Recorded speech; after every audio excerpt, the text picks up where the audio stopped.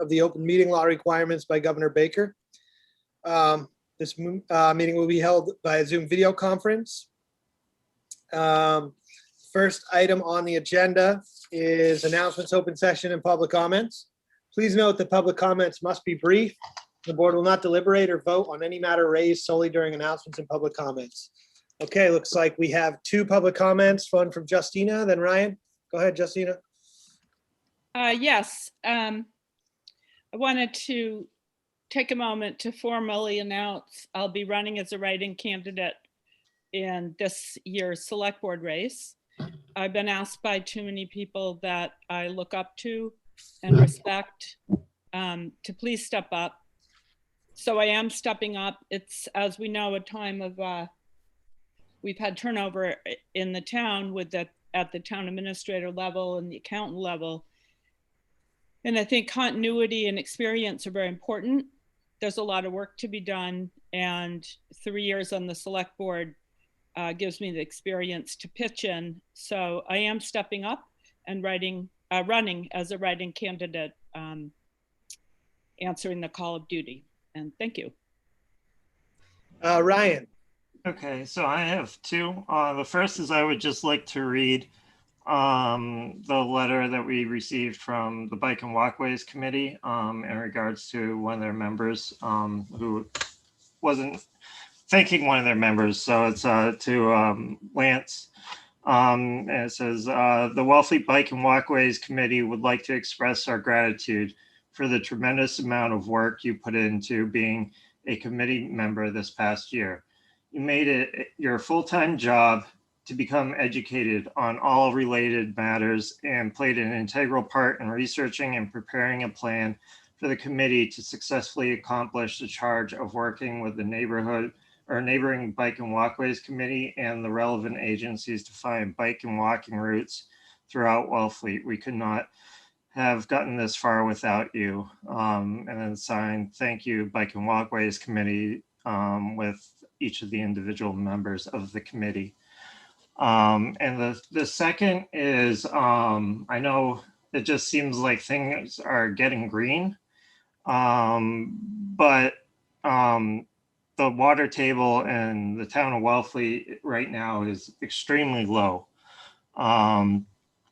It's down basically into the bottom 10 percentile of historical data on the water table for the town of Wellfleet. And I urge people to consider, if they really need to irrigate outdoor areas as frequently as they do. And if they do, then to time them in such a manner where they're not done during daylight hours, so you can limit the amount of water that you use. Thank you.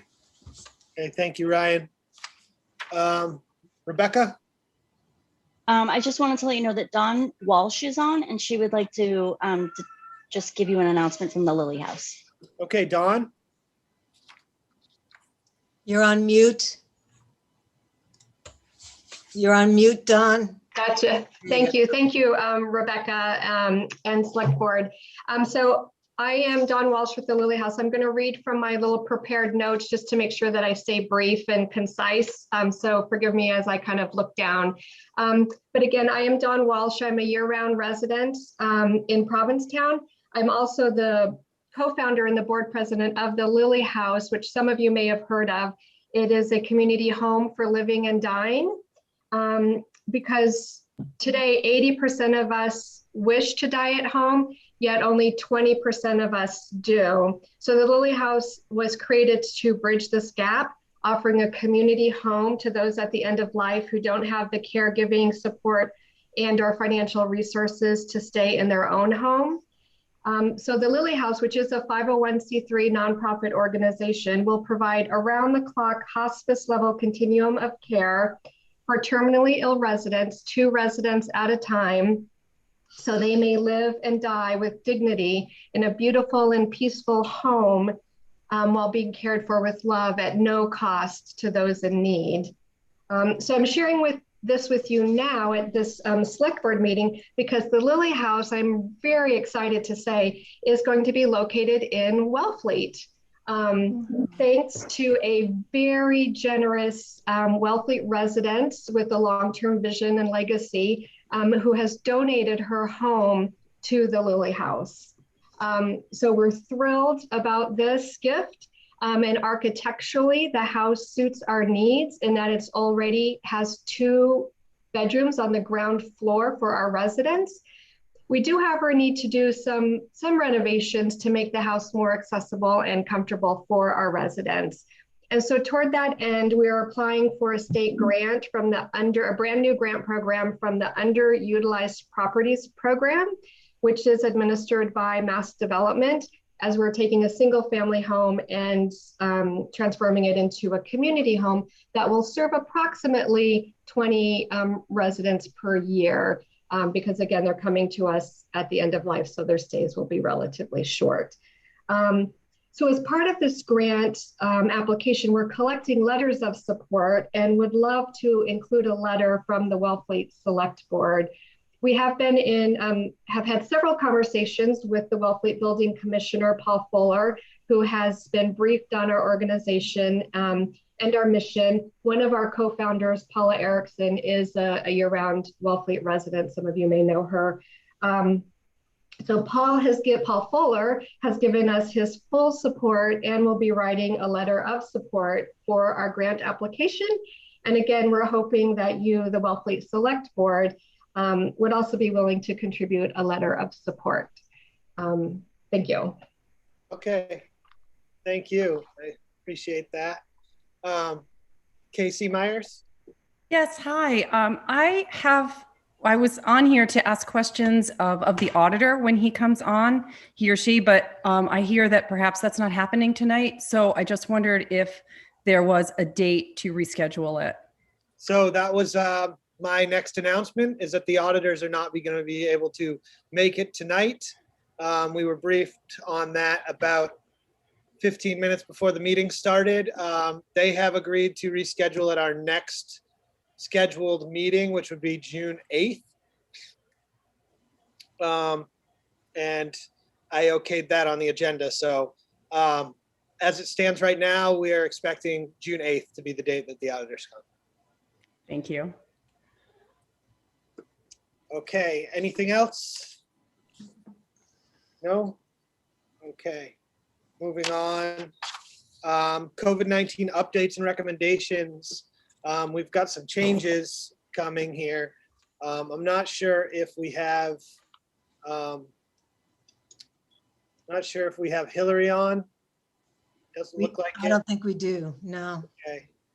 Is anybody familiar with the order? I believe that I haven't familiarized myself with it 100%, but it seems like most restrictions are winding down starting on Saturday. This Saturday, I think, is the date, the 29th. Yeah, yep. And we will have information posted on the website to that effect. So if anybody's interested, I think, Rebecca, can we get the updated governor's orders put up there when they're released? Yep, Or- every time there's a new mandate that comes out, it gets automatically posted on the front page of the Wellfleet's website. And then it also gets, if you click on under COVID-19, all the new updates are listed under there by date. Okay, so that's up there right now then. Yes. Okay, all right. So if anybody's interested in the new changes in COVID regulations and restrictions, they're posted on the town website on the front page. Okay, Janet?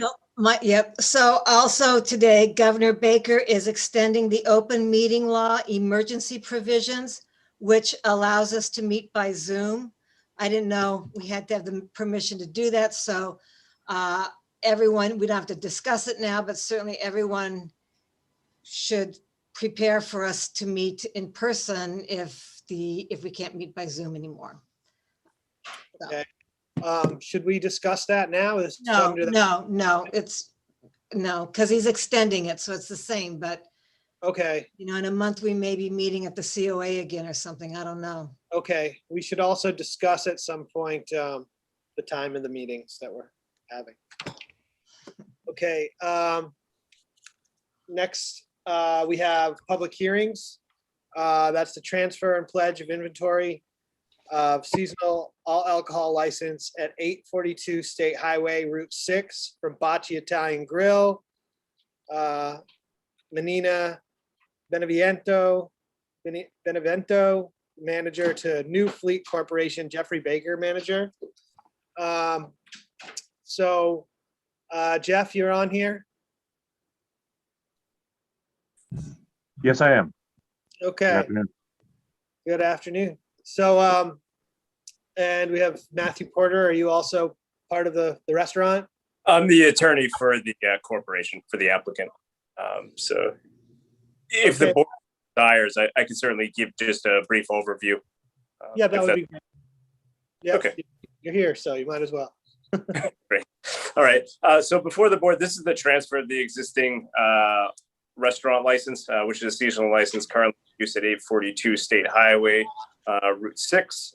Is currentently doing business as Bocce Grill. The applicant, New Fleet Corporation, is comprised of Paresh Patel, who is with tonight, along with Donna Giovanni. Both of those individuals are small business owners on the Cape. They're in the hospitality business, certainly well versed in this area as well.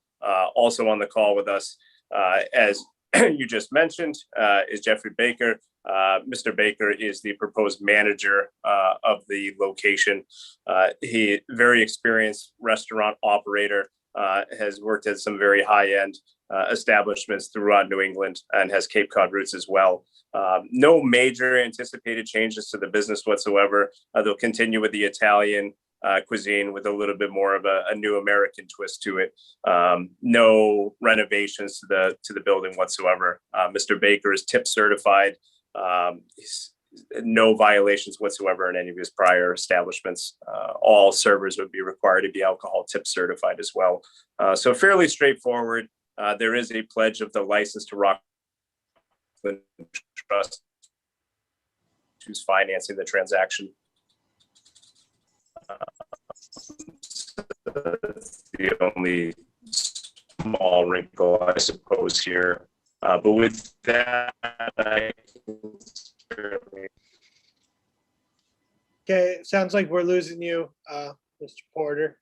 But anything from the board on this? No? Okay, can I have a motion?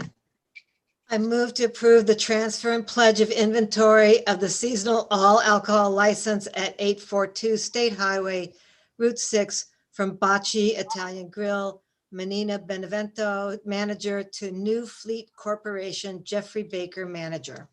Second, Roll call vote, please. Janet, I. Justina, I. Ryan, I. Michael, aye. Ellen, are you muted? She's on, but she's muted. Okay. She texted me and said she's having a animal issue, so she might not be able to talk right now. Okay. Okay, so motion carries 4-0. Ellen's not in the room. Just one question, is there a name for the restaurant yet? The restaurant will be Flair, is the restaurant name. It'll be the DBA. Flair? Okay. Flair. Oh, Flair, okay. Yeah. Okay, thank you. Thanks so much. Okay, Thank good luck, everyone on you the guys. select board. Thank you. Yeah. Okay, next on the agenda, we have, I believe, is town council on, Charlie? I just got a text from Nicole. She's waiting to be let into the meeting, so I just sent a text to Rebecca. Okay, Rebecca, can you let her in? So we have town council here. She's got another engagement, so I'm moving up on the agenda, the Nature's Alternative, extension of community host agreement. Well, we have town council on. So we'll just wait for her to Do you get. have to take a vote on changing the agenda? Do you have to take a vote, Charlie, on changing the agenda?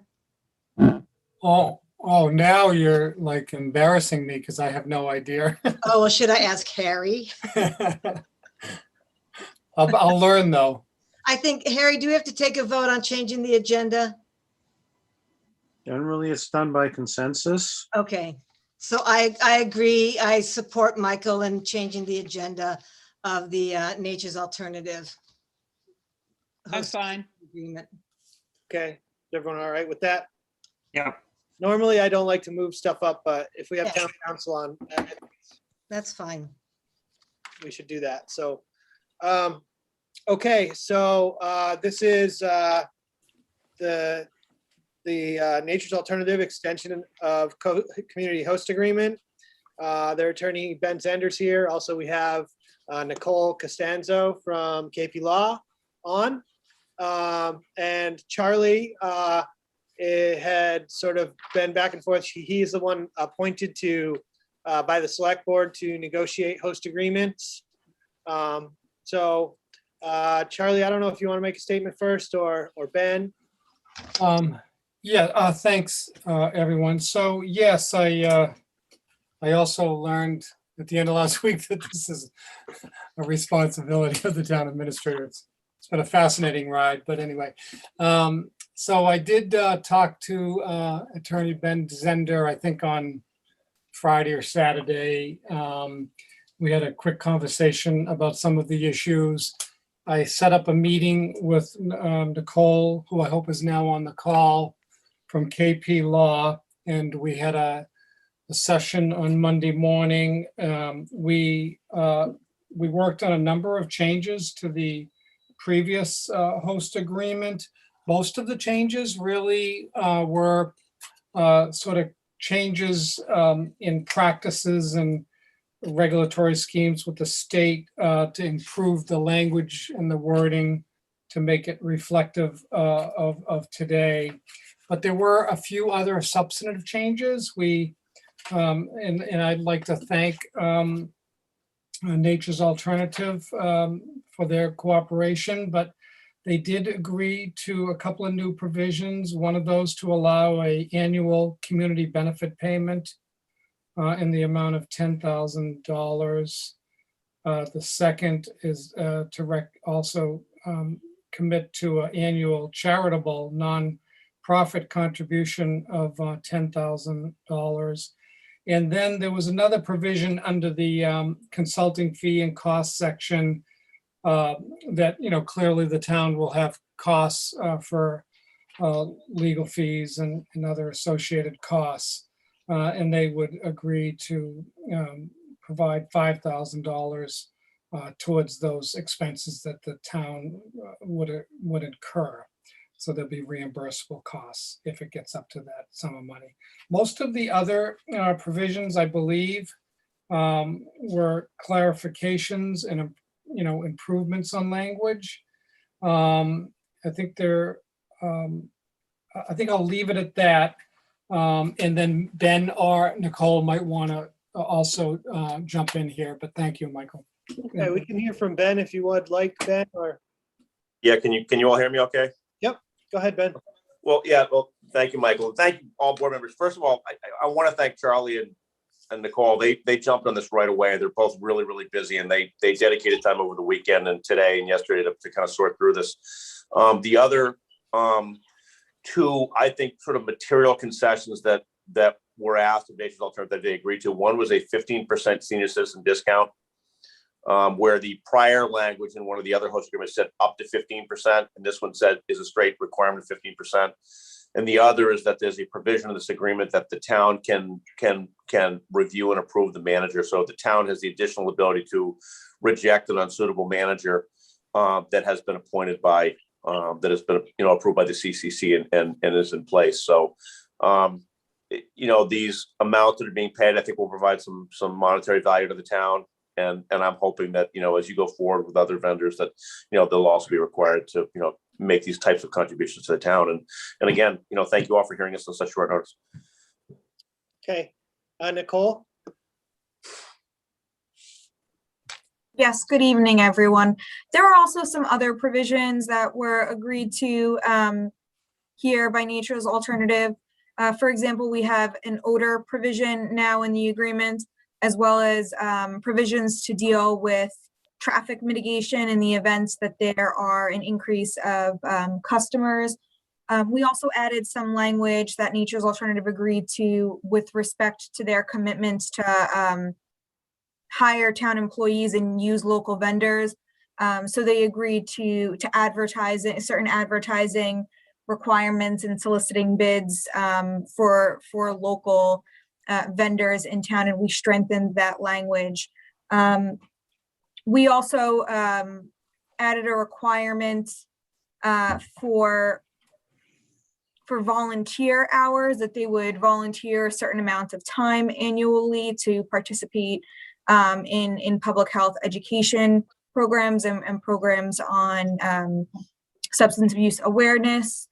We added some language about hours of operations consistent with the special permit, procedures for waste disposal at the establishment to ensure that there wouldn't be diversion to minors. And then we also added language that as part of the annual review, the company would also certify its compliance with those other provisions that we discussed. Okay, so with that, if there's anyone on the board like to comment, Ryan?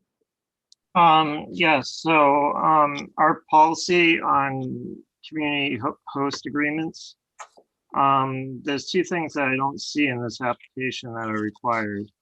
One is 8 copies of a site map of the property. We were included in our packet was a layout of the interior space of the facility, but this also describes 60,000 square feet of parking. So we actually need a copy of the actual site plan.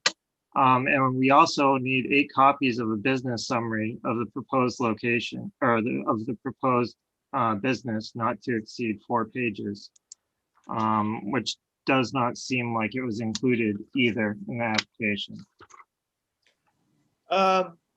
Attorney Zender, would you like to respond to that? Or? Yeah, 2 things. One is the site map, there are no exterior changes to the property being proposed. So the board's been out there. I'm assuming you're familiar with the property. There's absolutely no change to the building, to the grounds. It's all interior changes and facade changes. We're happy to provide another copy of the site plans provided to the zoning board for the file. Additionally, we submitted the zoning board of appeals special permit specifically, even though it wasn't required, because it does lay out hours of operation. It lays out how the business operates, employees, and it has all the provisions in it. So we actually submitted the special permit because it contains that information for the board. So, and look, I'm happy to draft a separate operational plan if the board wants, but I think the special permit is pretty explanatory. Does that address your concerns, Ryan? Not specifically. I mean, we have a policy that says what's required, and we're missing 2 of the 3 things that are required. But I have a question for Nicole as well. Sure. Nicole, so you said that the community host agreement, the revised one, has us approve the manager as well. Would we be approving a manager tonight, or would that be at a future meeting? Mr. Chair, if I may. Yes, please. So the language concerning the manager, I'm just pulling it up now. It isn't for approval of the manager, but it's for review of the manager. And it does allow the board to disapprove a manager that the board deems is unsuitable with some conditions. And if that were the case, if the board did disapprove a manager, the company would have 4 weeks to replace the on-site manager. And so specifically, if you're looking at a clean copy of the exhibits that I believe Charlie has sent around, it would be section 5 on the bottom of page 6 going into the top of page 7 that discusses the approval of the manager. Okay. Mr. Chairman. Yes, go ahead. Yeah, thank you. Look, the provision is not for the Board of the select board to approve the manager is for the town administrator to consult with the police chief as to the manager. And then if the town wants, based on the town administrator's review, the police chief, the board can then require the company to appear before the board to discuss the selection. So it's a post-selection process. It's not that we're coming before the board to approve and advance a manager. And specifically, the reason that I requested that it be structured in this way is because, as the board is aware, Nature's Alternative is ready to open. Their manager has been selected, has been approved by the CCC, is ready to go. So we don't really have the time to go through a process in advance. Additionally, as the board is aware, the CCC thoroughly vets these applications, including background checks and query checks. So, we've agreed to have the selectmen be a post-selection review committee if it wants, or the town administrator to do that. But I'm finding it hard to find a situation in which the CCC would do a full background check and a query check, and that the board would then find the applicant unsuitable for some reason, based on the same materials that are in there. So it's a review process, and we'll certainly, if this agreement is approved, and if NA is going to open, we'll certainly submit to the town administrator that the same information for the manager that's been submitted to the CCC for that process. Okay, I have a question quick to Ryan's first point about the documentation. It's my understanding that we are sort of like considering this an extension of their previous host agreement with new provisions added to that, and that it's not an absolute newly negotiated host agreement, but that we would be kind of backdating it to meet the expiration with these new provisions. But is that how you interpreted this, Nicole? Or No, so we did this as a new agreement, not an amendment to the prior agreement, because it had expired and there hadn't been a request to extend that time under the sunset clause of that prior agreement. But in my opinion, the board could waive the requirements for certain application materials if it finds that the materials provided, including the special permit application and the special permit itself, are sufficient to satisfy the intent of the board's policy, and if the board feels that it's enough information for it to go forward today. okay, Ryan, is your hand still up? Yeah, so I have two questions. First is, will this facility be providing medical marijuana? I'm going to have to ask my client, Matt Wilkes, is on the line. He can answer that question. Okay, you're recognized. No, we won't. It's adult use only. Thank you. So this is why there needs to be a summary of the business in our packet, and the materials provided to us. Also, with the renovations that were being done at the location, where were those contractors from?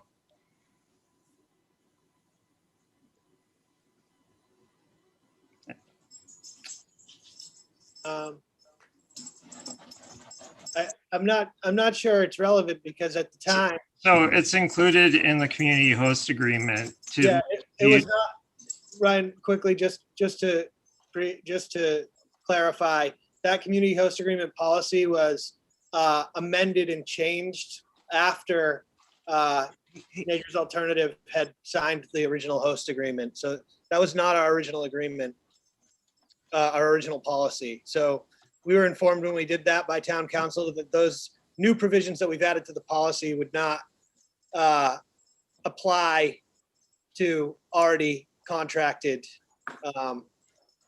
agreements. So the local vendor clause was pre-existing in the community host agreement. That may be. Yes. So where were the contractors that performed work at this site from?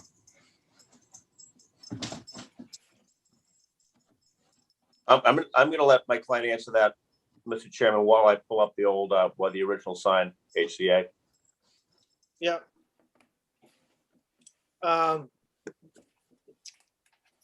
Mr. Wilks, I guess. Yes, I can submit a list of all the contractors that we used. I don't have a list in front of me right this moment. Okay, I'm just gonna call on Justina, while Ben looks that up, but, Yeah, I want to thank Ryan for bringing our attention to the missing documentation. And I think that the question of having to ask whether medical marijuana is being sold or not is fairly basic. I should hope that documentation would be complete, given that the town is welcoming a new industry. So thoroughness counts, and you know, your high school teacher marks you off for bad penmanship. So I'm just going to comment that I support Ryan's observation that documentation was missing. I do know that a lot of work went into negotiating this over the weekend, and I want to respect the time of those people involved in negotiating it. So I'm not going to hold it up, but documentation should be complete. The town is acting in good faith, and in future documentation from the board, it builds trust when things are complete, and it's part of doing your homework and being in business. Thank you. okay. And the host agreement policy, I'm just looking at it right now. It says the select board will consider the following when making decisions as to approving a host community agreement, just to clarify. And then it lays out the local year-round business, economic vitality, and medical versus. Yeah, the old community host agreement included a local vendors subsection, not in the policy, in the agreement itself. Oh, okay. I don't know. So I don't know. I mean, similar to as if it was going before the ZBA or the planning board, if insufficient materials have been provided, I would move to continue this hearing until our next scheduled meeting. Mr. Chairman. Hold on, I've got Charlie with his hand up here. Go ahead, Charlie. Oh, thank you, Mr. Chair. You know, I will just say that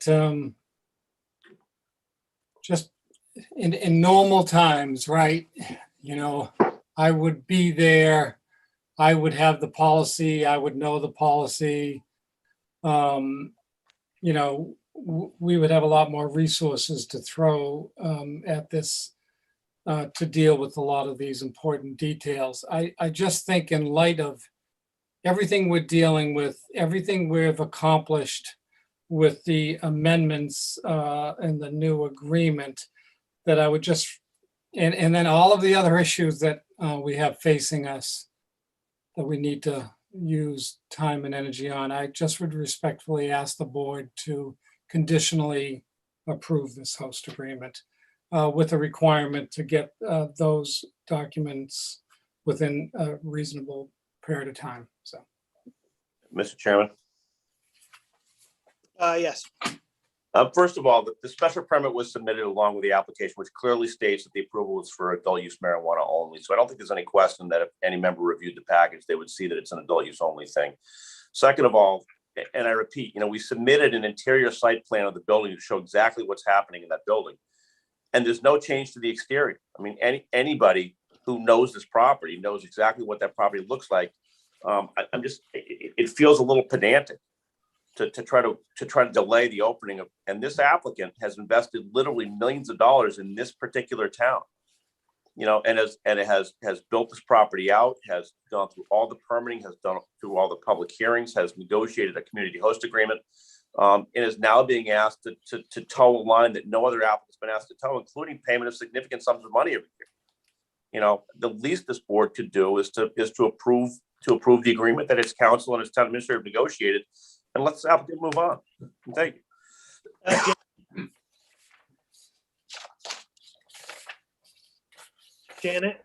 Okay, so I honor and respect what Ryan has said. He's so good at picking out the details. And I also really appreciate what our acting town manager is saying, our town administrator. So to move things along, and because Charlie speaks so well to this, I would like to make a motion to approve the extension. Can I do that? May I do that? You can make a motion, yes. It's not an extension.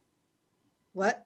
It's not an Oh, extension. that, okay, it says that in the, It does say that in the motion, so it would be to approve the host Okay. agreement, host community agreement. okay, I move to approve the community host agreement between the town of Wellfleet and Nature's Alternative. Second. And I'd just like to say that I think that the work that Charlie and town council have put into getting significant benefits to the town have been noted on my part. So can I have a roll call vote? Mr. Chair, Was it? Charlie? I'm sorry. Would it be possible to ask that you amend the motion to authorize me to sign the agreement as well? Yes. Yeah, so moved. I amend the motion by asking our acting town administrator to sign the agreement. Do we have Helen on the meeting right now? She's there, but she's not vocal. I've texted her twice to see if she's okay, but I haven't heard back yet. Okay. Okay, roll call vote? Janet, I. Tina, I. Ryan, no. Michael, aye. The motion carries 3-1 unless Helen's here. I don't hear from Helen. Motion carries 3-1 to approve. Thank you all. And have the town administrator sign. Yeah, and any future ones, I really want to see full documentation. I agree. Thank you for that, all of that, Ryan. Understood. Okay, Thank you all. thank you. All right, next item. Use of town property. Town property, we're going back to use of town property. That's Mayo Beach parking lot. So, Mr. Chair, may I ask a question or make a suggestion? In the past, we've always had a fee, and none of these include a fee.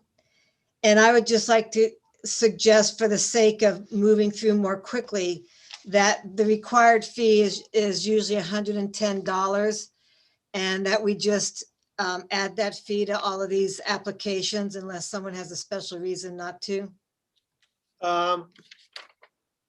Yeah, I think that typically it usually says that on here and Yeah. then set it to whatever we deem within reason. I think let's start with the first one and go to Nancy. I think this is for a memorial service. Yep, Nancy O'Connell, is she on? she is, yeah. Hey, Nancy, Hi, how are you? I'm good. So does the board have any questions about this or? Well, how many people are, so yes, so Nancy, you say town property to be used is Mayo Beach and parking. Do you mean like the parking lot? You want to use the whole lot, or you just want to use parking for people to go to the beach? The latter, yes. We're Okay, going to meet on Mayo Beach just for some storytelling, probably more like 3 to 4, not 3 to 5. But some cars would park there and some probably at the harbor. okay, that's kind of what I figured. And do you have any idea of how many people you would expect? No, because, typically a memorial, you don't really do an RSVP, but, once things were secured in terms of this venue and what will actually be at the boathouse at Jaquesset, then I can kind of give that information and be more detailed about attendance. Okay, thank you. Okay, now, do we usually charge a fee for memorial service or? We usually charge a fee for everything but not always. And this is a hard one because this is a memorial service. But at the same time, it is use of our parking lots, it's uses of our beaches. And, we have to kind of respect that our town puts employment and effort DPW into all this. So I'll leave it up to the board, but I think there should be a fee. Yeah, just to clarify, it was a $50 fee paid with the application, but I certainly respect, you know, if Yeah. it's a cost, I'm happy to pay for it, so. So there's usually a processing fee of $50 just to have somebody file the form and bring it before us, pay the secretary. And then there's an additional fee that would somewhat cover garbage. Not that there's going to be a lot of garbage, but there may be some, you know, use, wear and tear, all that stuff. So if the board agrees, I will add that there should be a fee of $110, which is our normal fee. And I would move to approve it. Ryan, I would want to waive the fee in this case. I think I would be comfortable waiving the fee too. Dick's Yep. it had an impact on the town of Wellfleet, I think, and yeah, I would be comfortable waiving the fee on this and just having the processing fee. It's up to the board. Justina, fee? It's a tough one. I respect what Janet said, that our beaches and parking lots are not free to the town taxpayer to maintain, but it is a memorial service, so it feels pretty cheeseball to charge a memorial service. So I'm on the fence.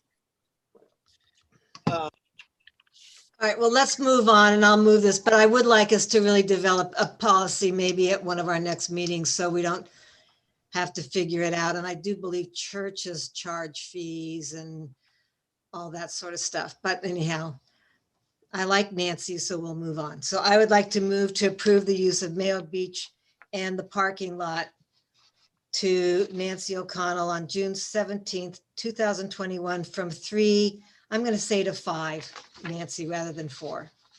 All right, thank you very much, and Second. all you do. Roll call vote. Janet, I. Ryan, Justina, aye. aye.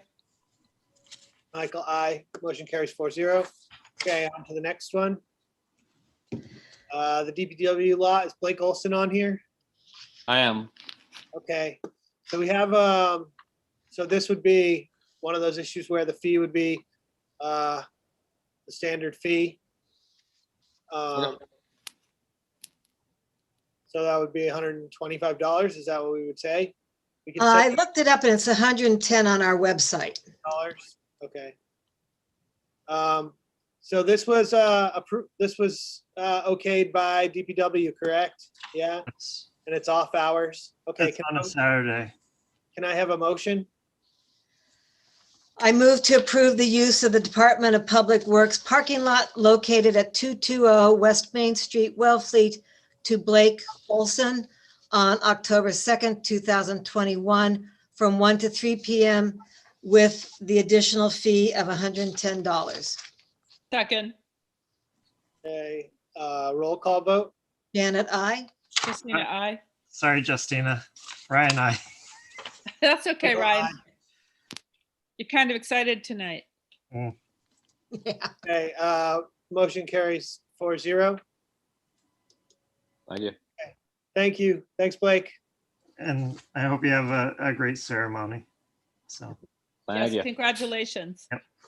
Very excited. Okay, the use of the Memorial Garden.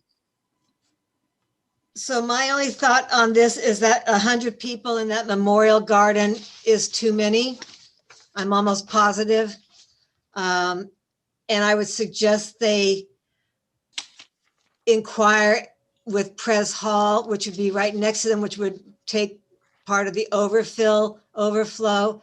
And that even if they're thinking they could move out onto the paving stones going down to Pres Hall, it would still be Pres Hall's property and they would have to ask their permission or get a, whatever they need. Not just permission, but they may have to pay them.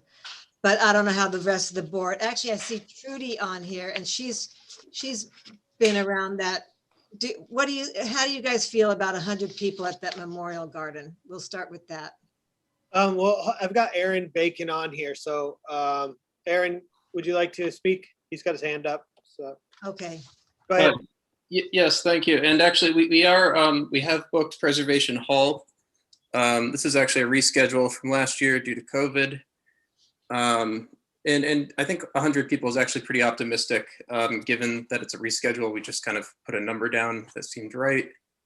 I don't have too much else to say. We're permanent residents of Dennis. I spent 10 summers out in Wellfleet as a lifeguard. So I'm very familiar with the town, and we plan to be very respectful. We can certainly notify anyone with kids to be extra careful of the gardens. But we're pretty confident that we can use the space quickly and respectfully. Okay, you said you are booked with Pres Hall? Yes, we're booked that afternoon. Okay, so that sort of resolves that issue, I believe. Justina and then Ryan. Yeah, I do have concerns about 100 people, and when we have to approve the number that's on the application.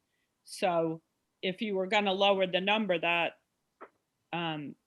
would be interesting information, but we can't operate on, an opinion on that number. We're approving the number that's on the application.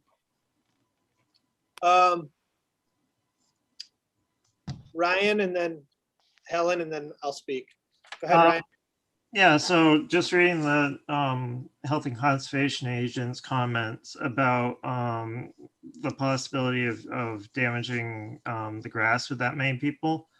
And they wanted to make sure that the party is responsible for any repairs that may be necessary to the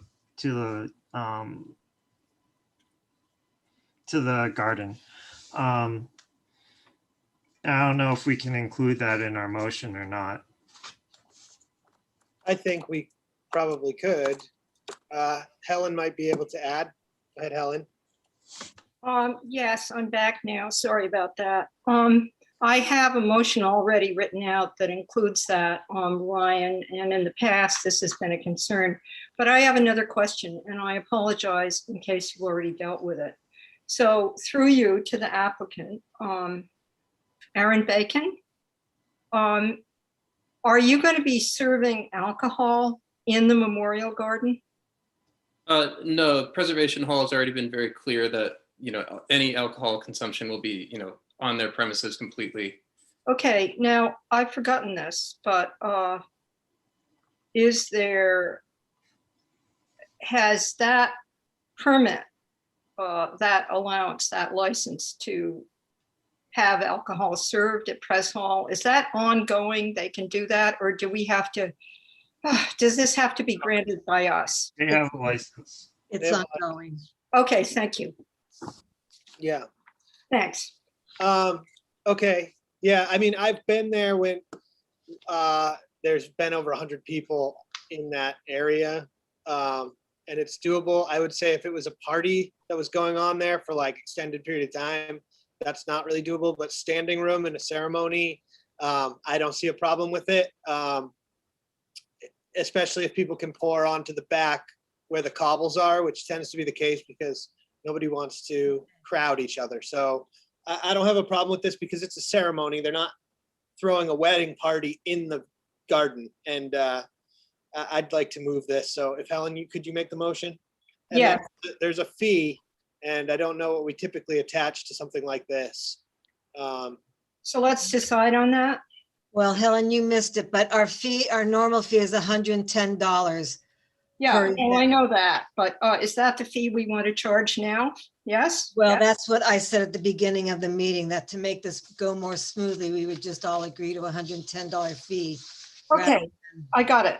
Thank you. I move to approve the use of the Wellfleet Memorial Garden located beside Preservation Hall on Main Street in Wellfleet to Beth Trefison, I hope I'm pronouncing that right, and Aaron Bacon on August 8th, 2021, from 3 p.m. to 5 p.m. with the conditions that A, and we already know this, but I'm putting it in there, no alcohol will be served or consumed in the garden, and B, Any damage to the lawn will be repaired to the satisfaction of the DPW and the health agent, all for a fee of $110.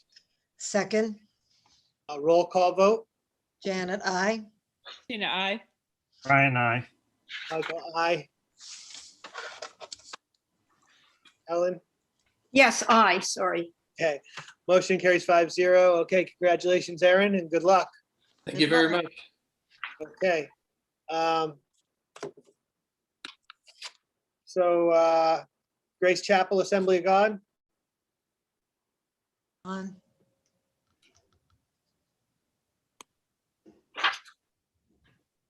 June 13th. Does anybody have issues with this? Say yes, you're here. I'm here. Yeah, okay, Frank. Helen, go ahead.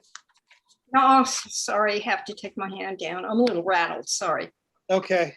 So I have some questions, and it stems with the how many people and how much space they require. So as I was liaison to the parking task force 2 years ago, we agreed that we do have a parking problem and that there is a request from the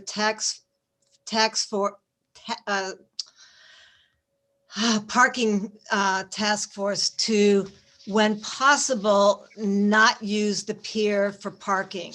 So I would like to know from the applicant, what size of space, like they talk about having music, equipment, how much of this pier do you plan to use? How many parking spaces? How many people attending? You say approximately 200 people attending. I think I need some more details, if not even a map of some sort. I couldn't hear too much of what you said, but I heard the tail end. There's going to be worship. It's going to be sound that we need. And I didn't hear all that you asked, but there'll be about 200 people. So I'm asking where on the pier, how much of the pier, and you said about 200 people. And the question is that on a Sunday in June from 3 to 7, there's a lot of people in town. There's a lot of boaters wanting parking spaces. And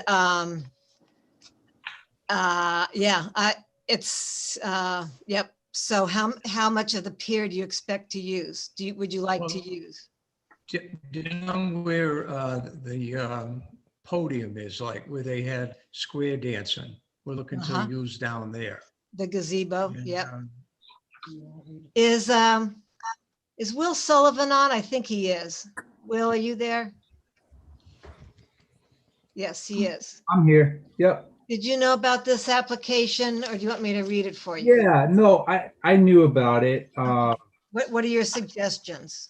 I thought that being in June, this would be okay. June on a Sunday afternoon, I think the biggest competition for parking would be with the Pearl more than the boaters. Okay.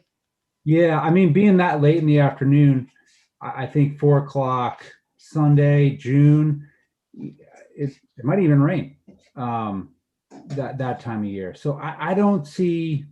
I mean, if it was a Saturday, it might be another story. Okay. You know?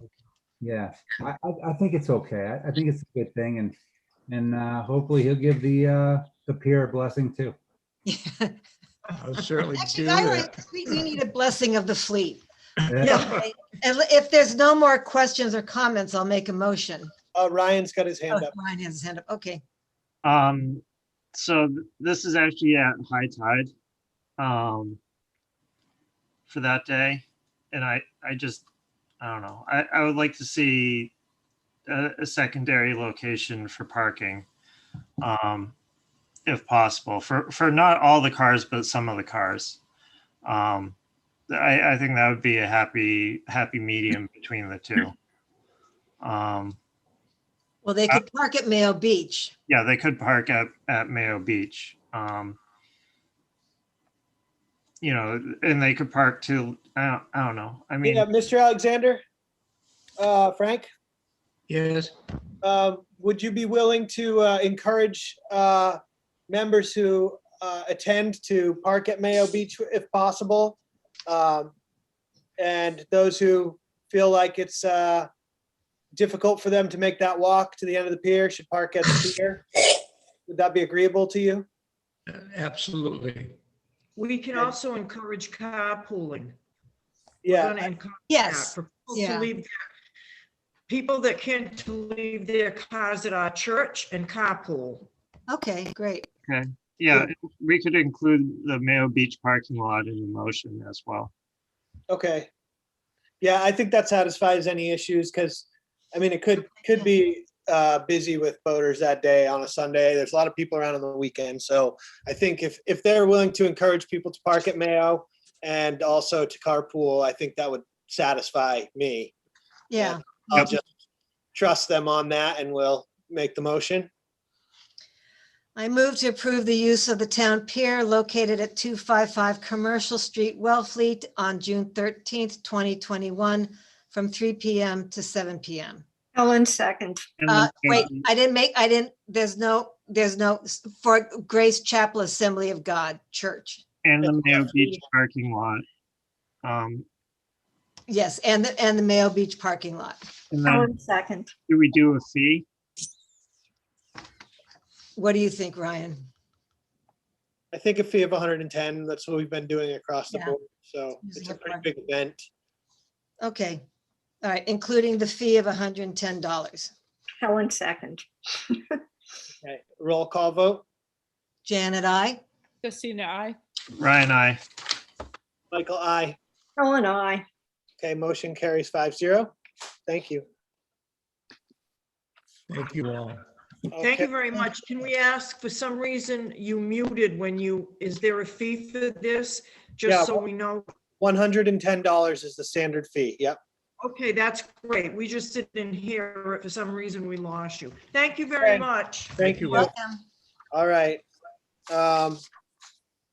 Now we have the Herring River Executive Council. We have someone to appoint. I think we can make two motions at once here because currently Maria Broadbent's our appointment for the Herring River Executive Council. And we'll be terminating that and making the motion. But Helen, I believe you spoke to Deborah Freeman and I think Deb's on here. Helen, do you want to just explain what this is and Yeah, does anybody want to see the section in MOU 4 that says, the reason, first of all, who could be better than Deborah Freeman? She's no longer on the Friends, but she was on the Friends. She's no longer on the Conservation Commission, but she was on it for a long time. She's super deeply aware of the project. And one of the reasons in MOU 4, there is language that says the select board can appoint people, anybody really, that we think is appropriate is good because it's a long story and having many people stepping in and then stepping out is counterproductive and almost to the point of being unsafe in terms of decisions. So that's the reason that language is in MOU 4, and I very much appreciate that Deborah Freeman is willing to do this. Thank you. So Michael, just for the procedure, do we need to terminate Ms. Broadbent from the Yes. Herring River before we appoint Deborah? procedure wise, we should probably just do it in one motion? Okay. Mike, I'm sorry. It would be best to do it in two motions, and we did this already with Dan, okay? Okay, I don't see why we can't terminate it and then appoint in one motion. But Okay, well, Janet's right. The first thing has to happen first. Right. So we want to, Okay. Okay, So I fine, move that's to fine. I move to terminate Maria Broadbent, former town administrator's appointment from the Herring River Restoration Executive Council. Second. Okay, roll call vote. Janet, I. Christina, I. Ryan, Ryan, I. Michael, I. Helen, I. Okay, motion carries 5-0. Now, Ryan, do you have your hand up? Yep. Okay, go ahead, Ryan. I'm uncomfortable with this appointment. It's usually been a member of town staff that has served in this capacity. And I would prefer if it was a member of the public. I mean, it can't be somebody that is just an advocate for the project. They have to advocate for the. You could have. In addition to the project. So I just don't think this is good policy. Charlie Frazier, I think you've got to mute there. Okay, thank you. And if it's a member of the public, if we're going to start allowing a member of the public serving in that capacity, is to have it be an elected position. Yeah, Helen, I can see that face. So, but you know, this is a major project that affects a huge portion of the town. Yeah. So that's my feeling. So thank you. Okay, Helen. Yes, Ryan, I appreciate your concerns. It would be a mistake, I think, to have anybody elected to a position that's this dependent on, shall we say, deep knowledge of the project. And there's only one staff person from the town that is even considered, and that is the town administrator. However, when this was drafted and looked at very carefully and approved by this board, which was before you got on, what I said earlier about not having people who don't have deep knowledge of it and yet have no conflict, all of which is true of Deborah Freeman, who I've worked with and feel would be a very good person on this, and the rest of us know her in various ways. I really am in favor of this appointment, having thought about it carefully and having beaten the bushes a bit for somebody who might come on to it. Thank you.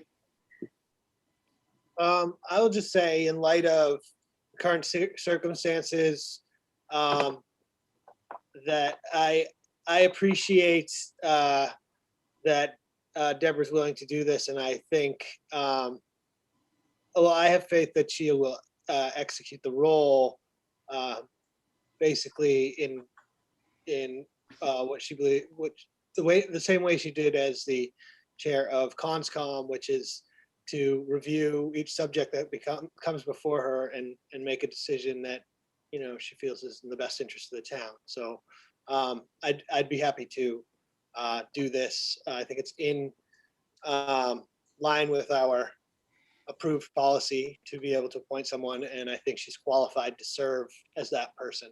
And so I think that's an important point, is that the person you appoint to a role is qualified to serve in that spot. So Justina, and then Ryan again. Yeah, hearing this, I'm really torn because I understand Colin's criteria for evaluating a good appointment being the deep knowledge and continuity, which I would certainly agree is important on a project this long-standing and complex. So I understand Helen's criteria, but I also hear Ryan's point that a staff member of town, that there's precedent for that. One compromise might be to appoint Deborah for a partial term and then reevaluate when we do have a TA. I mean, we don't have a permanent town administrator, and then it might be good to give that town administrator a grace period of a year.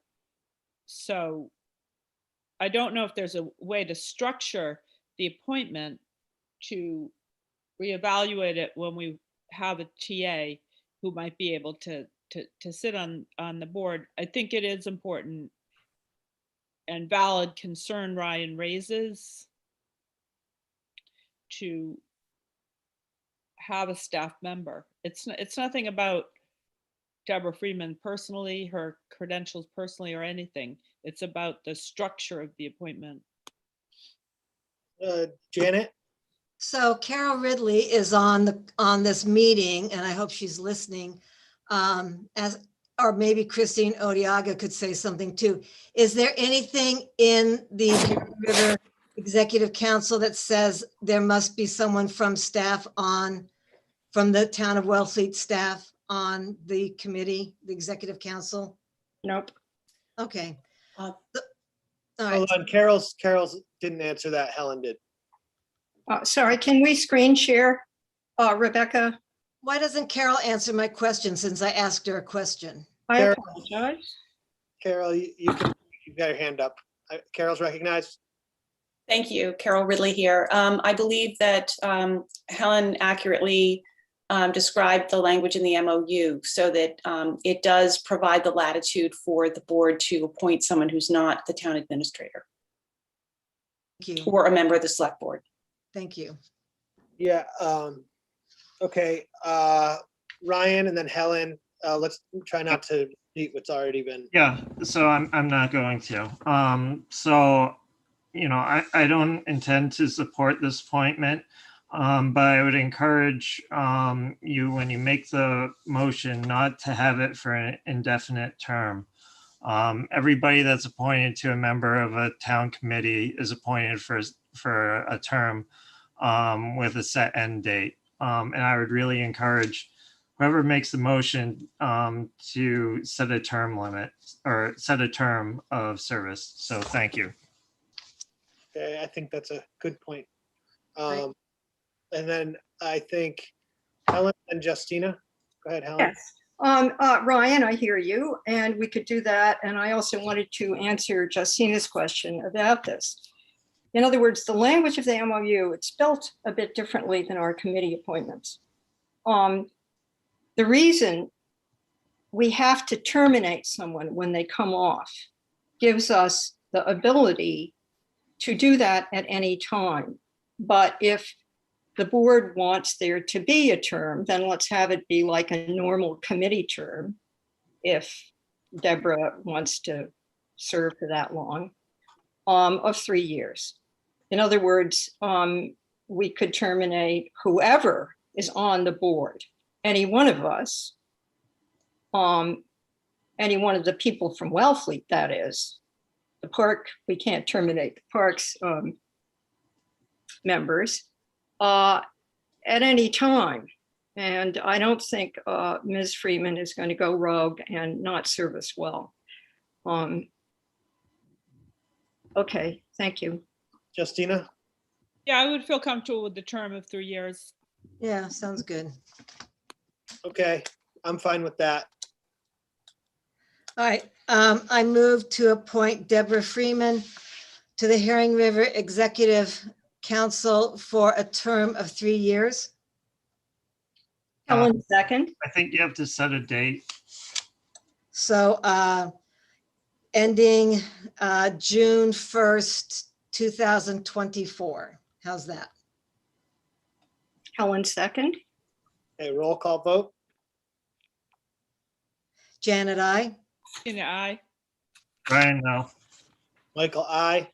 Helen, I. Okay, motion carries 4-1. Okay.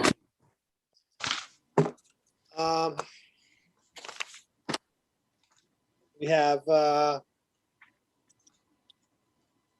High Toss Road, or no, special, oh, wait, we've got Terry Terry Smith. Yeah, sorry. Jumping around here. Terry Smith? Are you on? We've gotten a letter for support from, was it the whole Bike and Walkways or? Yes. Yeah. And is Terry on here or no? Yes, hi. Hi, Terry. Hey, I guess we usually have whoever applies just sort of tell us a little bit about themselves and introduce themselves to the community and why they want to serve on the board and you know what experience they feel like they'll bring. Okay, hi. Thank you for giving me the opportunity to talk to you. I am a geologist by training, and I have worked as a GIS technician, which is geospatial technology systems. And I sort of just happened onto the committee by by chance, I met Pete Cook at while I was volunteering for the elections, and he kind of caught wind of the fact that I was a GIS technician, and he asked me for, to help them get, just get their way through some of the technical aspects of it. And so I ended up volunteering to do the GIS for them. So when Lance unfortunately had to resign because of his health problems, Pete asked me if I wanted to join the committee, and I thought, well, that would be kind of fun. And so I guess the reason why I would like to join the committee is that I'm already very familiar with their assessment, their methods of assessment. And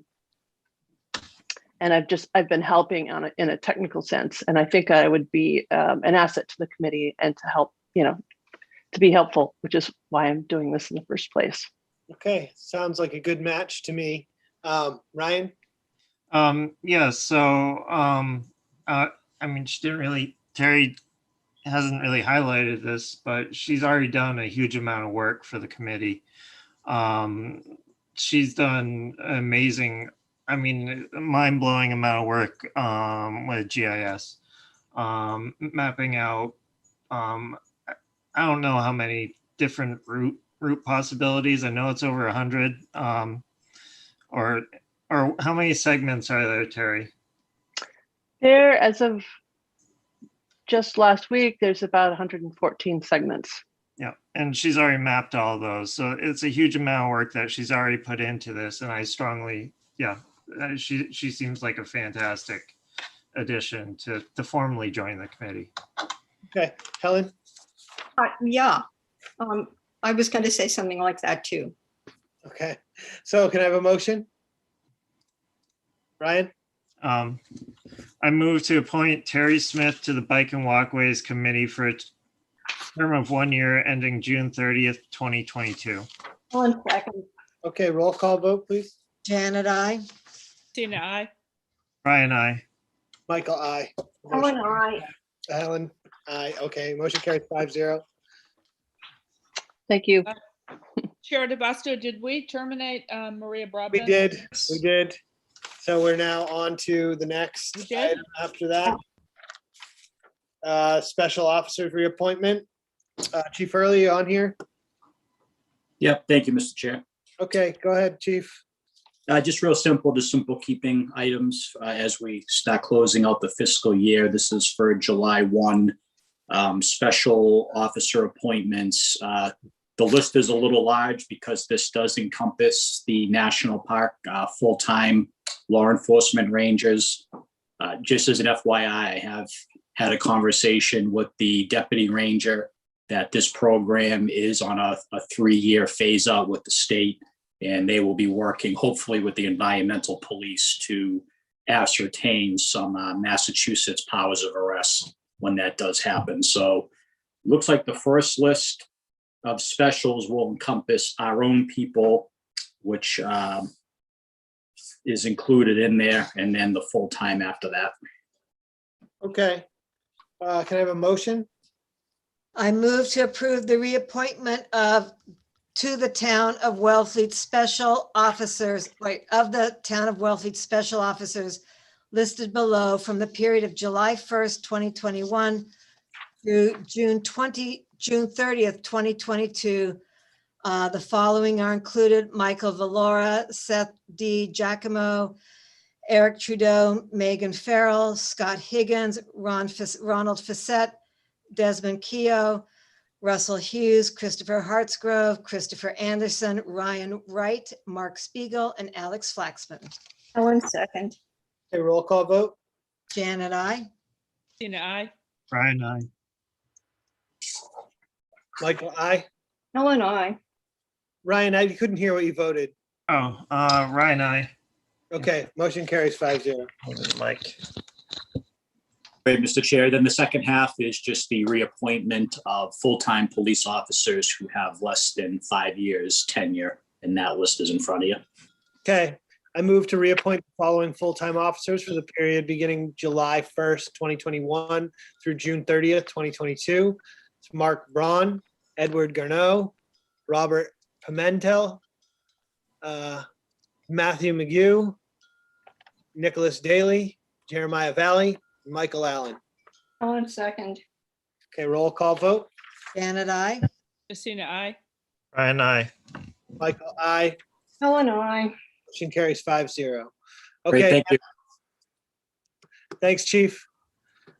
Okay, now, to accept the layout of High Toss Road. So this motion is the old motion. So we all got emailed. I have the new motion up on the screen for you. No, that's not right. That's not the right motion for this because it's not the intention. It's to the order to accept, which I have here. So I will read that out loud, and then we can make the motion to accept as read aloud, and then we can have a discussion if we want to have a discussion. So the order of layout, High Toss Road, whereas the Select Board of the Town of Wellfleet, acting pursuant to General Law, Chapter 82, 21 through 24, having deemed that common convenience and necessity require the layout as a public way of High Toss Road between Pole Dyke Road and Duck Harbor Road, hereby lays out High Toss Road as herein described as a town way as shown on the plan referenced below, and whereas the boundaries of said way as laid out are shown on a plan entitled Plan of Land, High Toss Road, Wellfleet, Mass, being a 40-foot public way as laid out by the town of Wellfleet, dated April 6, 2020, prepared by Outermost Land Survey, Inc., which plan was referred to the planning board and which plan is hereby adopted as a part of this order. And all land lying within the above described boundaries of High Toss Road, as herein described, is hereby laid out as a town way. The aforementioned plan is hereby forwarded to the town clerk for filing, and the foregoing layout is hereby reported to the town for acceptance. Signed by the Select Board and adopted whatever date that it's signed. So I move to accept the order of layout of High Toss Road as read. Ellen second. Okay, and are we ready to have a vote? Yes. Ryan, Mike, Ryan, and then Carol. I'll let Carol go first. Go ahead, Carol. Thank you. Good evening, everyone. Carol Ridley, coordinator for the Herring River Restoration Project. I just want the board and everyone listening to be aware that the neighbors to the roadway were notified of this public meeting, which is one of the requirements of Mass General Law for the process of accepting the town layout. So I don't know if there are any members of the, any of the abutters who were notified present here this evening, but I just wanted you and the board to be aware. This is not intended to be a public hearing, but an opportunity for them to perhaps hear about this and ask any questions they might have. Okay.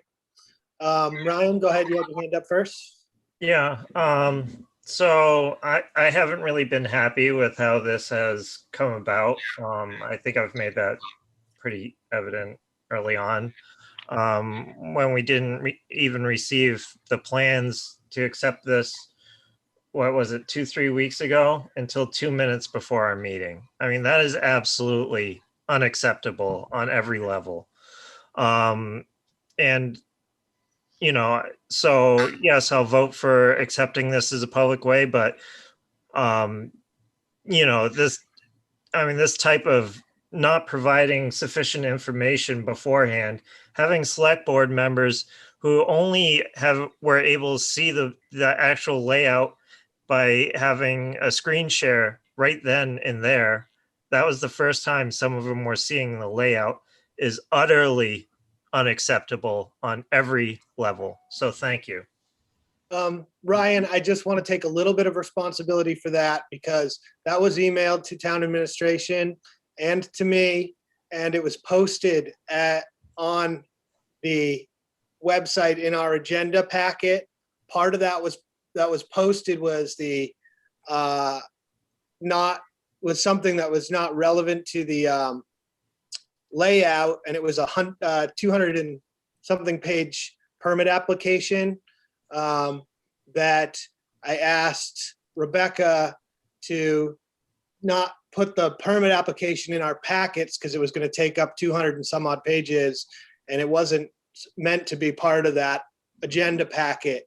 And what happened was Rebecca had removed both the information that we were supposed to get from the layout of the High Toss Road packet information and the permit application, which was not relevant to that conversation.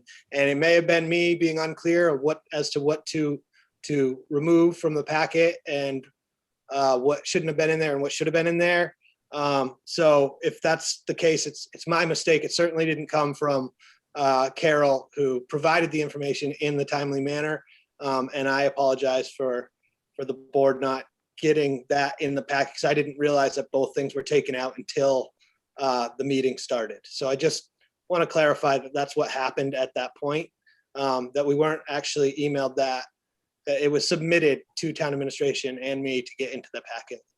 So I apologize if that was my mistake. I'm not sure. And I think Helen had her hand up next, and then Justina. Yeah, and Ryan, I agree with you.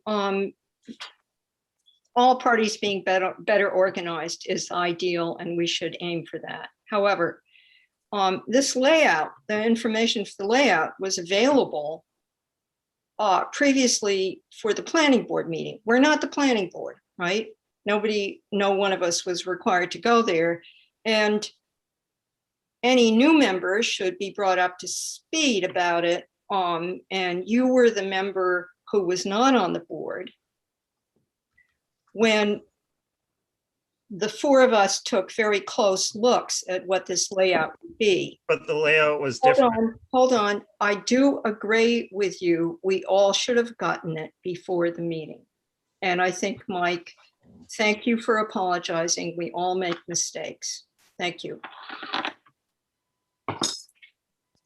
Justina? Yeah, I think this was gone over in the meeting, and I think Carol was very tactful. But that Ryan, there's town administration, and then there's the Herring River, and both have to coordinate to get the information on a timely fashion. Herring River's always been extremely thorough and timely with their documentation. So without digging in too deeply to point fingers, I did not receive the impression that it was a Herring River mistake.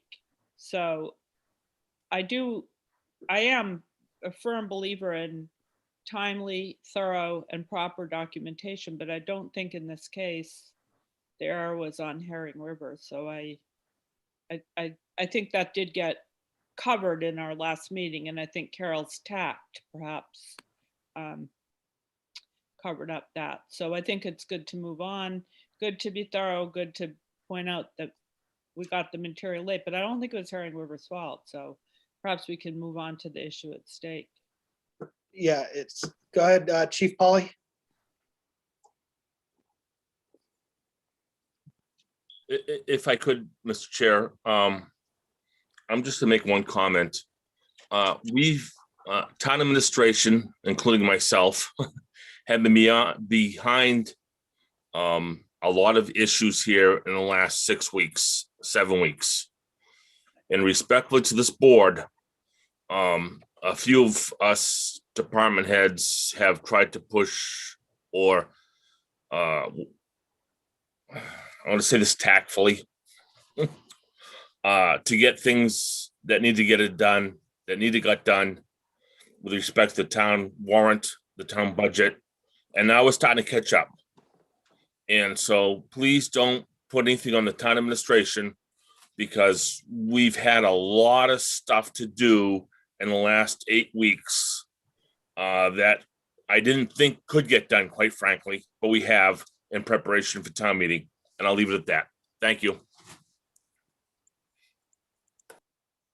Okay. Sure, the best of my comments through you to Chief Polly. I wasn't trying to blame town administration. I think there's been an extraordinary amount of work and pressure, and grace and understanding are necessary for town administration, for staff, and Ryan also, I think, for some of our long-term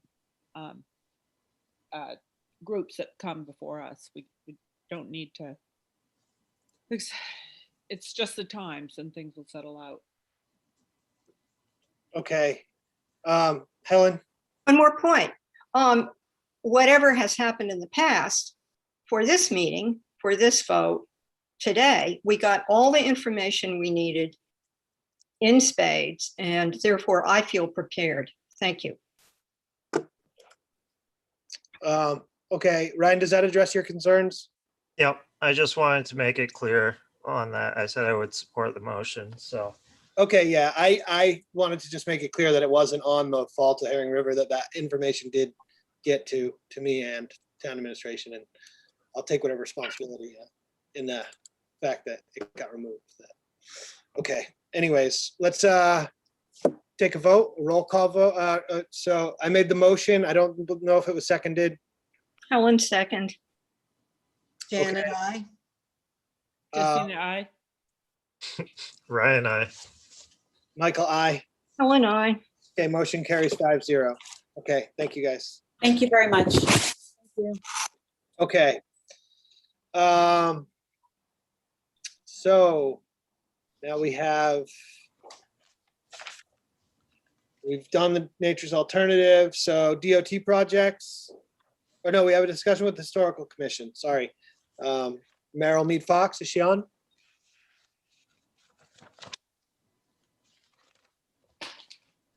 Meryl? I think she was informed of the meeting. Not seeing her on here. Let's move to the next item. If she comes on board, then we'll go back to it. Okay. Discussion regarding Mass DOT projects and Main Street, Route 6, and Route 6 repaving. Charlie?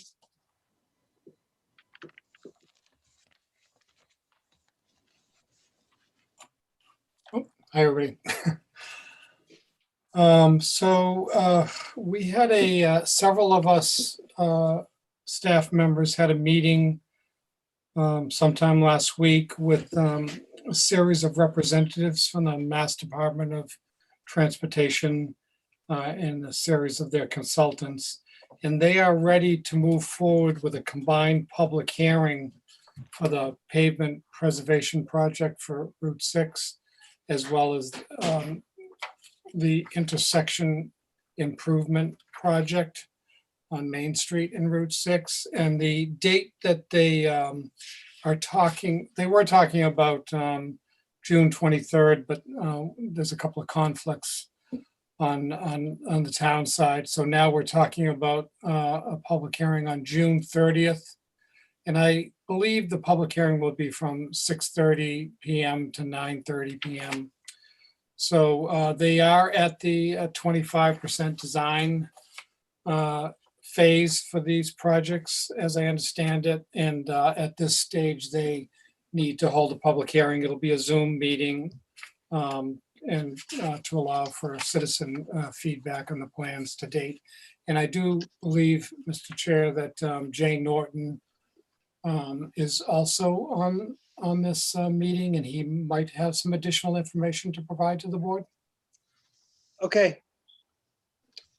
Jay, are you on here? Yeah, I'm here. Hi, Mr. Chair. Thank you, Charlie. I think you summarized it very well, Charlie. It's basically, this is a procedural hearing as part of the overall process of the project. So in order to maintain their status on the transportation improvement plan, the TIP, they need to hold this 25% design public hearing. They're on a pretty strict timeline to maintain their funding, so the process needs to move along. So this is basically just informing the board, making sure that June 30th date is appropriate. I'm happy to answer any questions the board has on the process or on the project itself. Okay. I have Ryan, then Helen, then Dan Silverman. Actually, I'd like to hear from Dan first. Okay, Dan. Yes, through you, Mr. Chair, to Mr. Sumner. Are the plans, the 25% completion plans going to be available to the public in advance of the meeting? And Mr. Chair, just I'd ask Jay to assist on that one.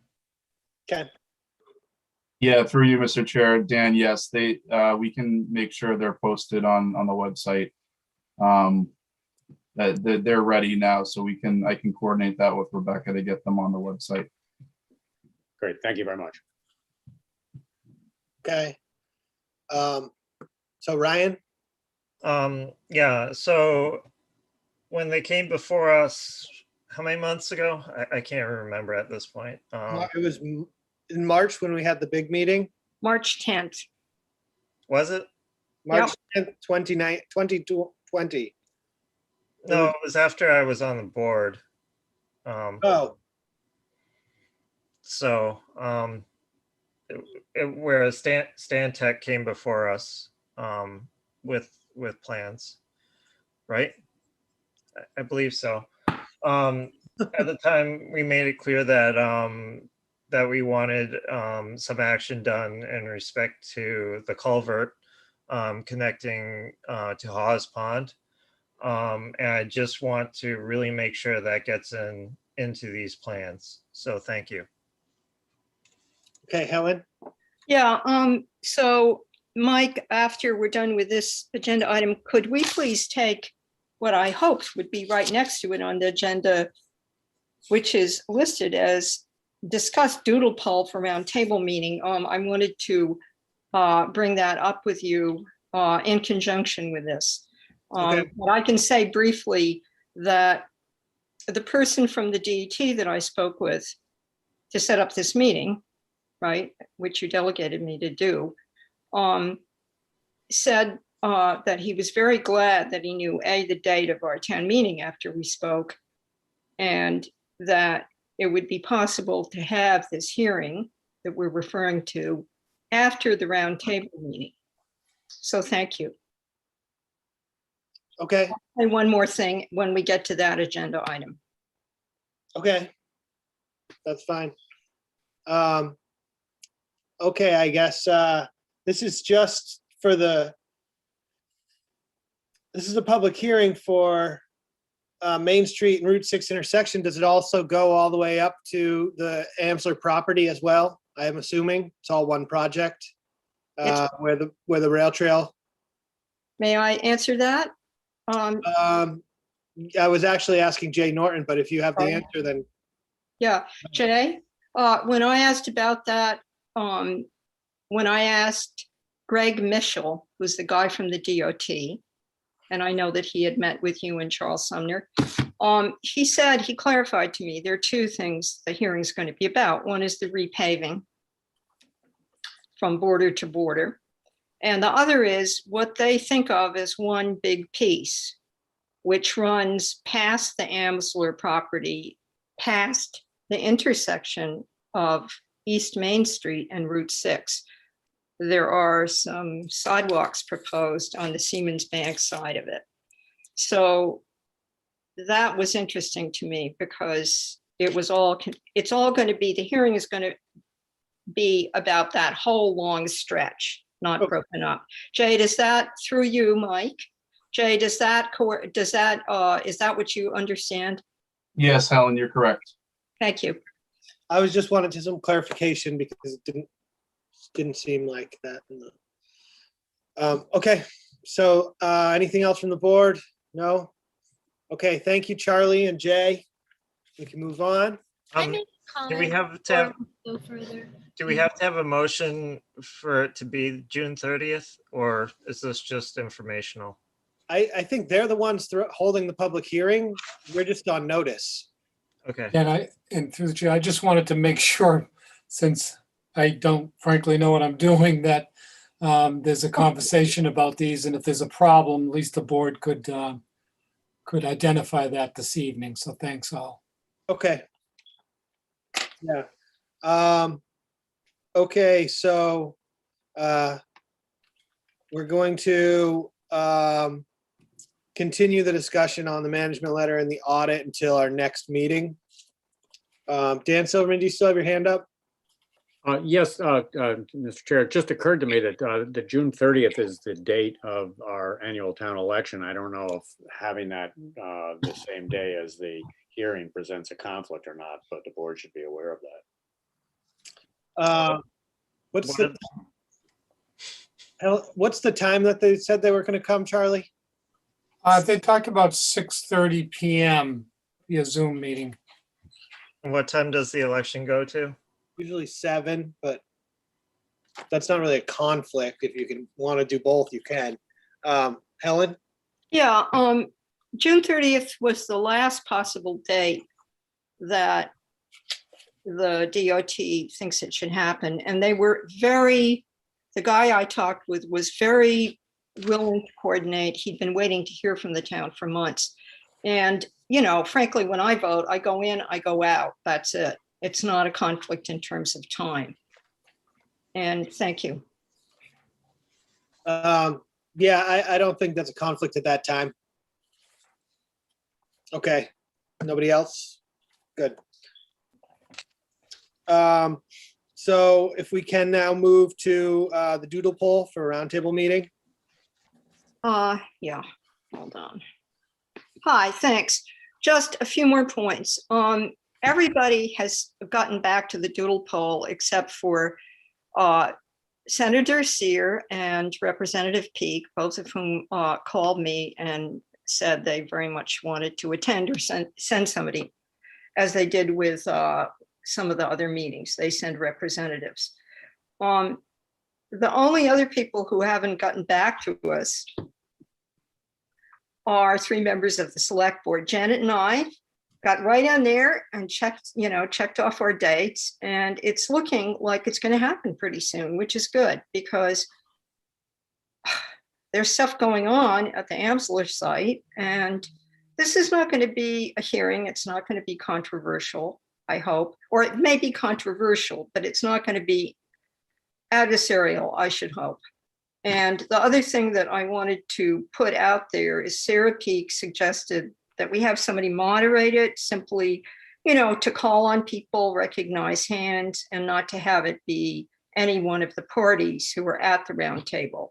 I'd like to know what you all would think of that. Or should we just have, Rebecca or whoever is hosting it, the technical part of it, letting somebody know, when a hand is up. How do you guys want to run it?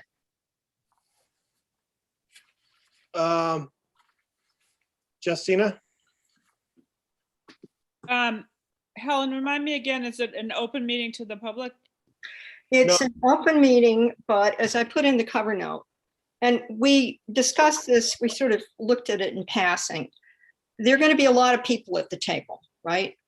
And it will, of course, be an open meeting. It will be posted by us, if I remember correctly. We were going to, be the venue, as it were, the host venue, virtually.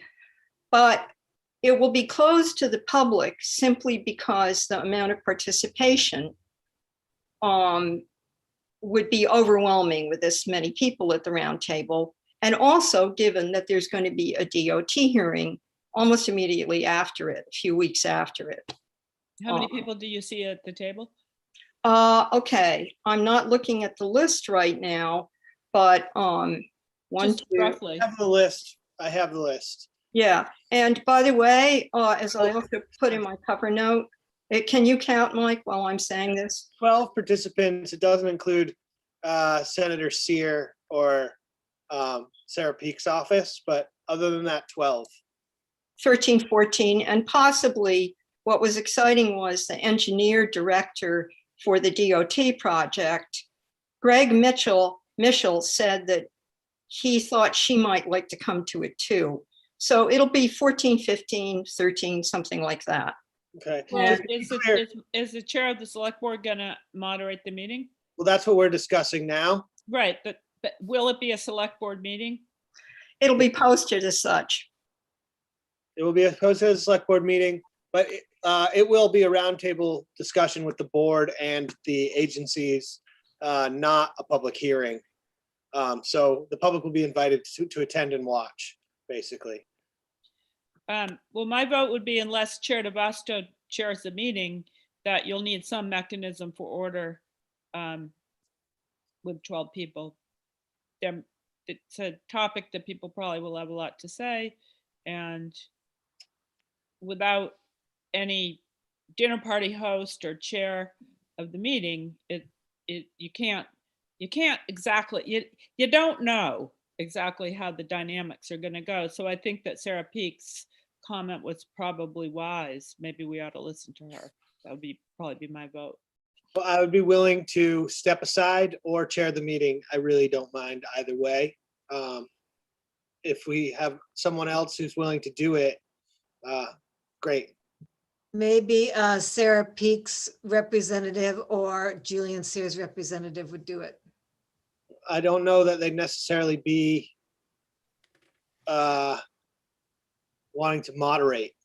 Well, we can ask them. They certainly, Yeah. I mean, I can't think of, I can't think of anybody else who knows enough about the project and is unbiased. Yep. Ryan? Yeah, so just a thing, and kind of off topic of the moderation issue is it might be helpful to have like people present first, so that we can see everything before we enter a huge discussion, so that we're well informed and everybody's on the same page. So thank you. Okay. As far as the doodle poll, I just figured it was going to conflict with my life anyway, so I just roll with whatever was the most popular day that everyone could attend. So, yeah, it looks like June 14th is the day that everyone seems to be able to attend. So I would just go with that if that looks like okay. Hold on, Helen. Janet has her hand up. Nope, I'm sorry, I didn't lower it, sorry. So then Helen, you're next, and then Jay Norton. And I was going to add, and Ryan, you brought it up. Everybody should get, before the meeting, a timeline, right, of this project, just a neutral timeline, and one exists and could be checked with dates on it and so forth. And also, whatever documentation seems relevant to everybody being on the same page. And we can look at that material and vet it ourselves, but the timeline at least should be included. Thank you. Okay. Jay Norton. Thank you, Mr. Chair. I just was curious to see if Stantec was invited to this roundtable. The town's representative for the Mass Route 6 Main Street project. Helen. Yeah. Yeah. So when we originally discussed this, I didn't put them on the original invite list. We could talk about it now, but Stantec should most certainly be told about it. In other words, ahead of time, so that they can attend. Remember, they're working for us. They could attend. Now, should we have them at the table or not, so they could answer questions if necessary? What do you all think? Can't hurt. At the table or just invited? I think the DOT should decide that. I wouldn't be surprised if they would be informing them already. But my question is, should they be at the round table or just in the audience? They should be at the round table. There's going to be questions about the building of it and all of that. Okay. Hey, Dan Silverman has his hand up. Maybe he's going to volunteer to moderate the meeting. That wasn't my thought, but I hate to keep being the skunk at the garden party, but June 14th is the date that the forum has scheduled a pre-town meeting. And I would expect a number of the select board members. Oh, yeah. do that as well. No, guys, it's during the day. Okay, okay, that's, I wasn't sure. 3 p.m. Okay, Thank you. sure you We don't want. just might be fried by the time we get to pre-town meeting. That's all right. If the board thinks it would be useful for me to moderate, I'm not sure I would be viewed as a completely impartial, given the comments that I had at the initial meeting when the DPW, I'm sorry, the DOT first presented. Well, Mike? Hold on, I've got Chief Polly here. Go ahead, Chief. Thank you, Mr. Chair. Again, respectfully to the board, Stantec has been a responsible, professional partner throughout this whole discussion since I've been the fire chief since 8 years. And I firmly believe they should be at the table to have discussions and to certainly express the concerns of the town and to make it a whole, just a very, very whole discussion and presentation. That's my best advice. Thank you. Yeah, I would prefer that they're at the table so we can ask them questions. Maybe Chief Polly could moderate. Hold on. No, all right. Chief Polly is not at all able to moderate because I have very, very firm opinions on this issue. So I could not be to that point where I'd be impartial. Thank you. Okay. Yeah, so shall I continue with my, will you continue to allow me? I'll call up Stantec tomorrow, continue with what you delegated me to do. And, fill them in and get them on the doodle poll. Okay? All right, so it looks like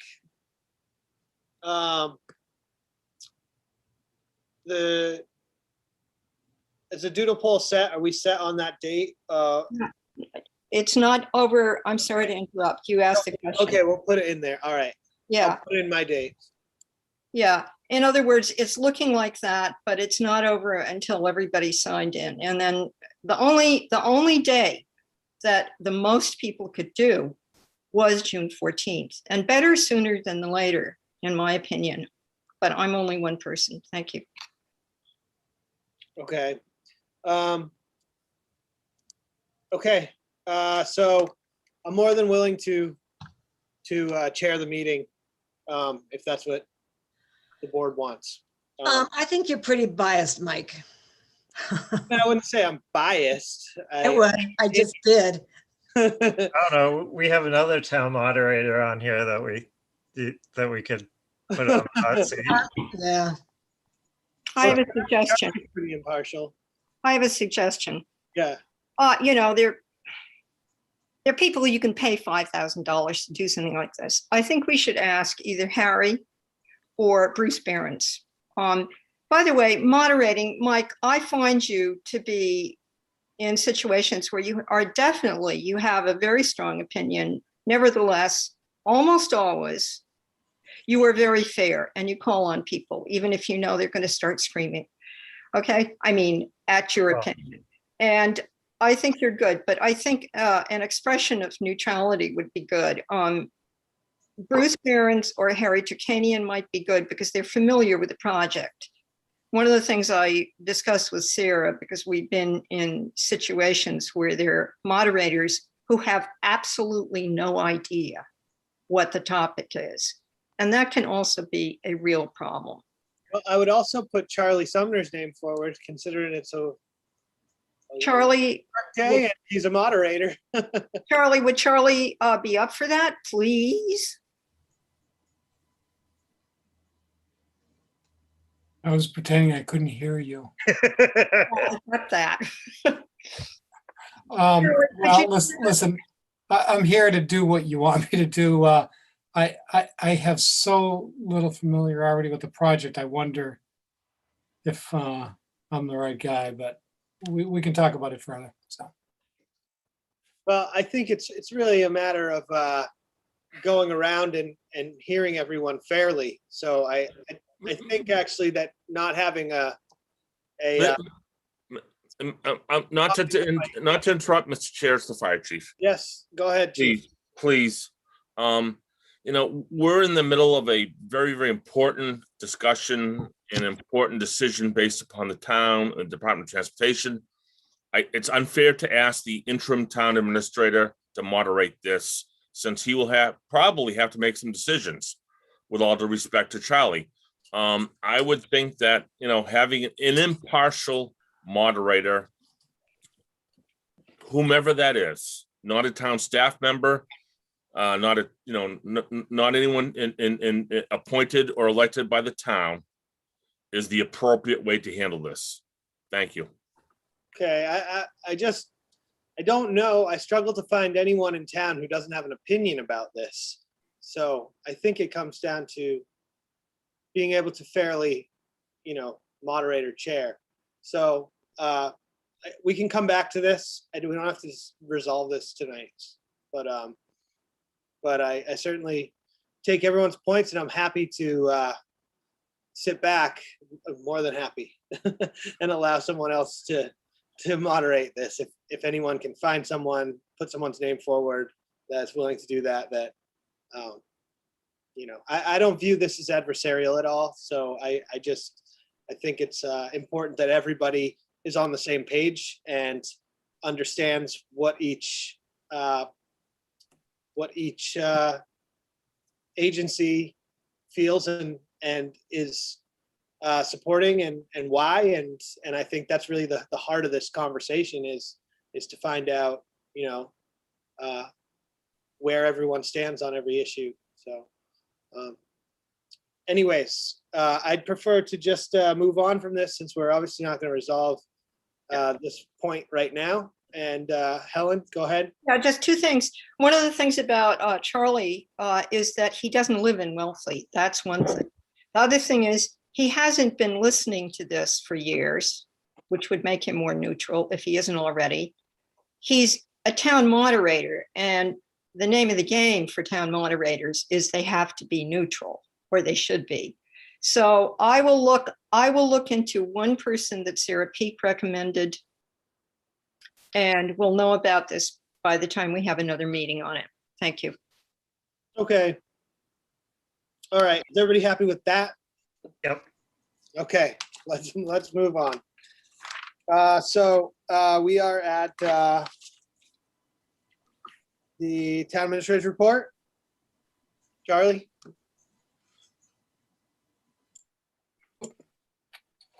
Hello again. So I just, and by the way, going forward, I intend to be more timely to get a written report in the package. So I just wanted to mention that's sort of the approach that I'd like to use going forward, rather than surprising people and the public on what I'm going to talk about. But anyway, I think I did want to mention a couple of things. Lisa Sauvé and I have been meeting with various department heads all this week. And really, it's a nice opportunity for me to meet your staff and learn about the critical issues that are going on in their department. So it works. But really what we're focused on is reviewing the proposed FY22 budgets that we're going to be presenting to town meeting on June 26th. And we're just sort of testing the numbers. You know, obviously Harry and Chief Polly did a lot of work in a short period of time, but we're just using this exercise to see if we need to make any amendments to the town budget on June 26th. And we do know there's going to be a few. So I'll give you an update probably at the next meeting on what we've found. And then I have reached out to Representative Peak, Senator Sear, and the Mass Municipal Association, because I am concerned. I've talked a little bit about it with the release of the the emergency order at the state level by the governor. It does have some impacts, on certainly public meetings. But also, frankly, it has an impact on the plan that I'm trying to put together for the town relative to dealing with the issues that are outlined in the audit.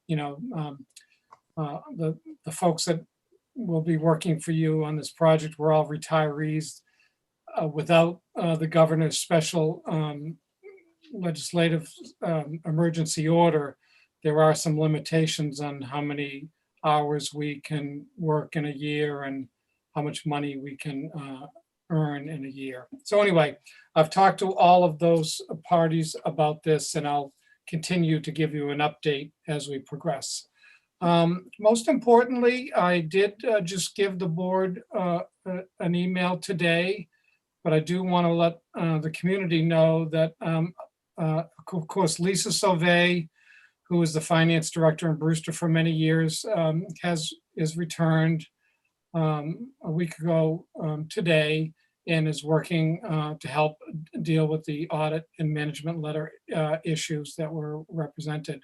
In addition, I hired Mary McIsaac.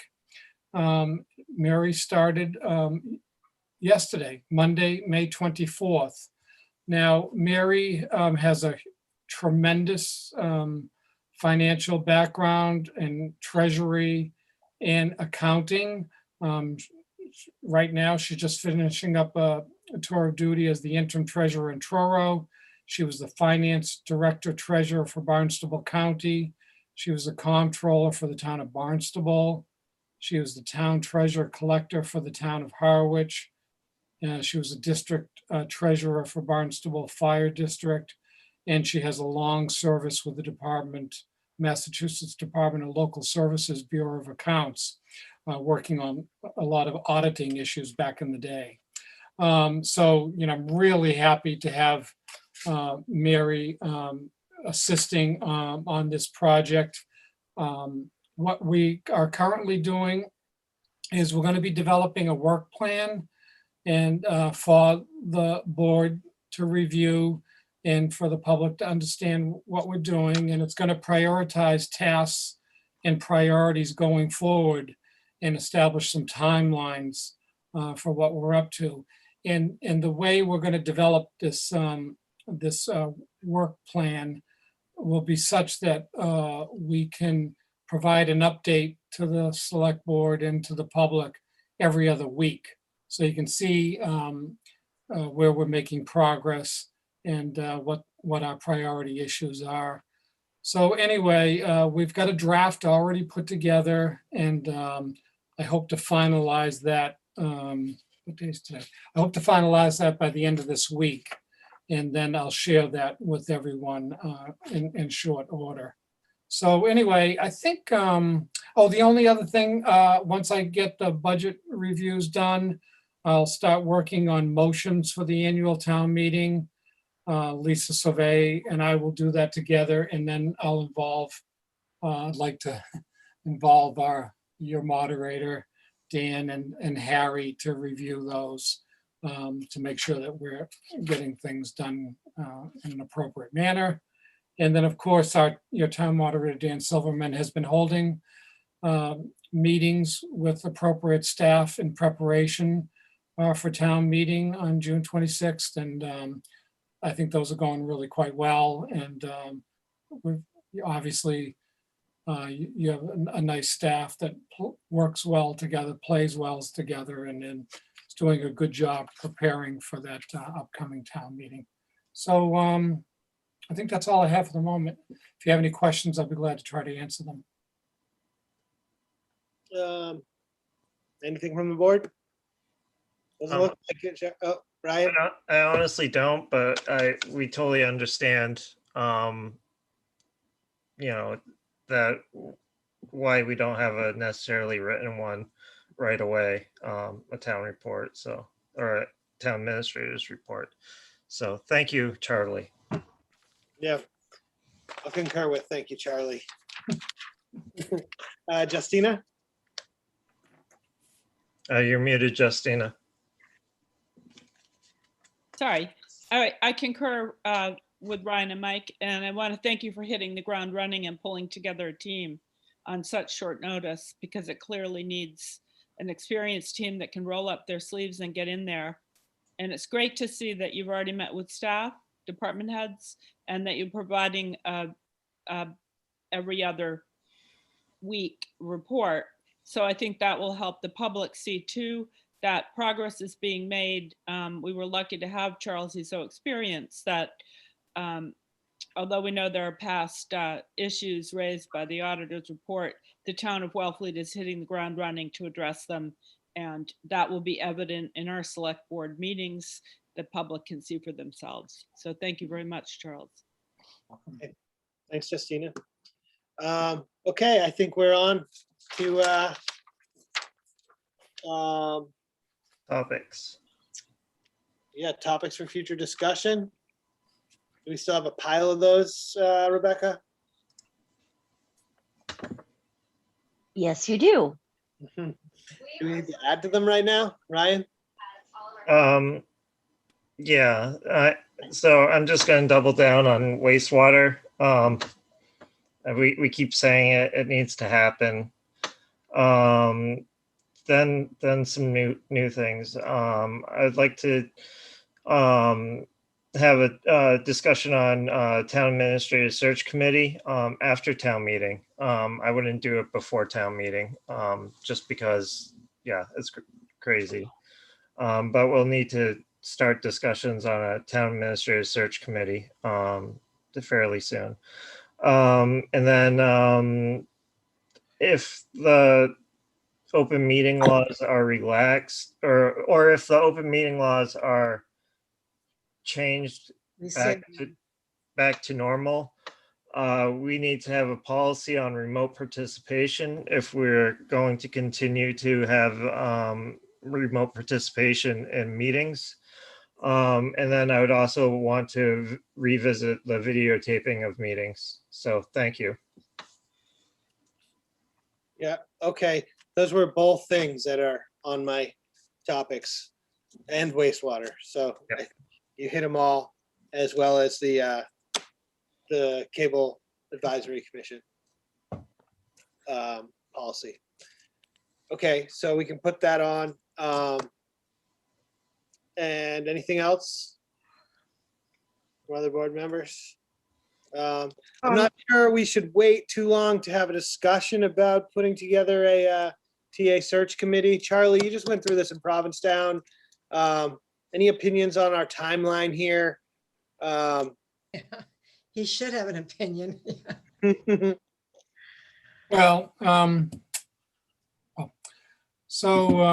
I just always like to mention that, right, by delaying it, I'm advancing my financial interests, right? So I just always want to disclose that, the longer we delay, I benefit. So you really should be making interests or in the decisions that are in the best interest of your community.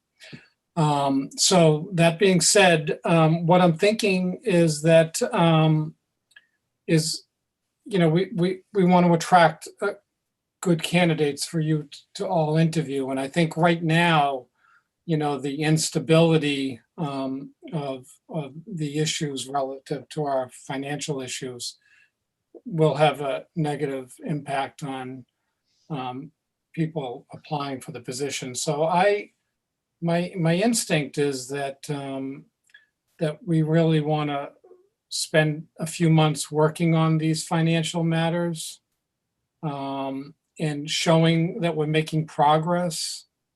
And then if we have some confidence that that's going well, and then we could start talking about advertising and interviewing candidates.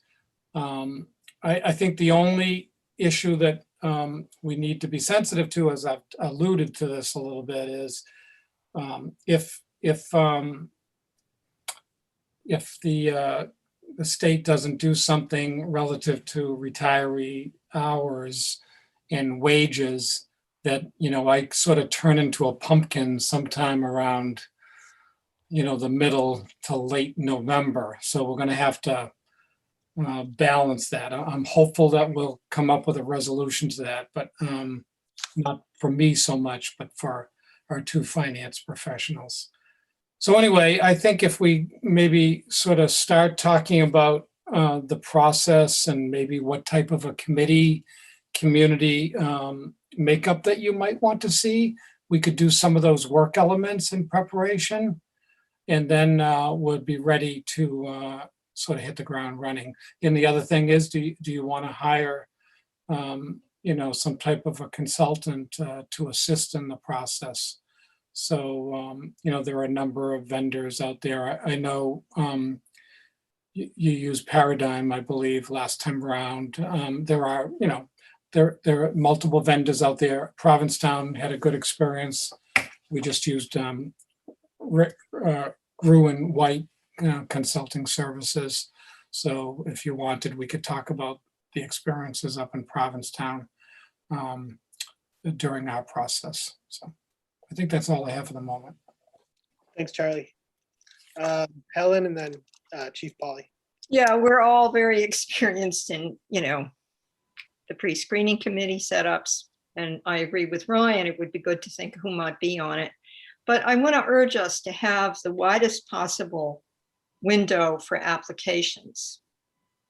Because if we advertise the position and then we have a kind of limited period of time for applicants, we will get less of them. So that is something we should consider. And we can't just consider it right now because this is not an agenda item. But I'd like to be able to talk about that when we discuss the pre-screening committee. Thank you. Well, okay, let's save those discussions for when we're discussing it. Yeah. Chief? Thank you, Mr. Chair. Just a couple of brief comments, if I may. Having sat in the acting town administrator's position for 3.5 weeks, it's going to take us, in my view, probably 6 months to work through some of these issues with Charlie at the helm and with our two financial people that he has put on board that I have complete faith in. So we shouldn't even think about making any changes in the next 6 months, in my professional opinion. My second opinion is that we've gone through a couple of professional, if you will, headhunters or screening folks, committees, companies, and that didn't, in my view, hasn't worked out well. So I would prefer that we have a discussion with putting together a citizen town department head, finance committee representation, perhaps of, we'll talk about this, put on the agenda, but Wellfleet is a special community with people that we know, that we work with, who we know, I believe is in the best interest of our town. So I would prefer that we move away from a headhunter type approach to this and go towards a committee that's appointed by the select board and use that as the screening committee at this time and point 6 months from now. And I'll leave it at that. Thank you. As a search committee? Yes, as a search committee, and whittle it down to a search committee, and then whittle it down to 4 or 5, 6 recommendations for the select board to interview. Yes. So, all right, so we'll put off discussing this anymore. And to be clear, what I was requesting was about the form of a search committee, not necessarily who might be on it at this time. So thank you. Thank you very much. Yeah, I was actually just referring to actually having the conversation that we're kind of having right now, but on an agenda item, so we could actually discuss those things, but not to actually form one. Okay, topics for future discussion we've done. So minutes, May 12th, is that what we have on here? Yes. Yeah. Okay, I move to approve the minutes of May 12th, 2021 as printed. Second, roll call vote.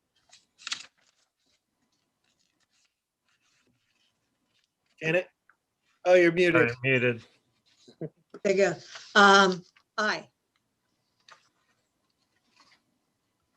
Justina? oh, sorry. Yes, aye. Ryan, aye. Michael, aye. Ellen abstain. Okay, can I have a motion to adjourn? So move. Okay, roll Second. call vote, please. Second. Janet, aye.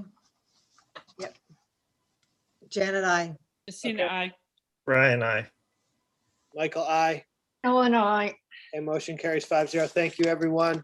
Thank you, everybody. Thank you, Michael. Thank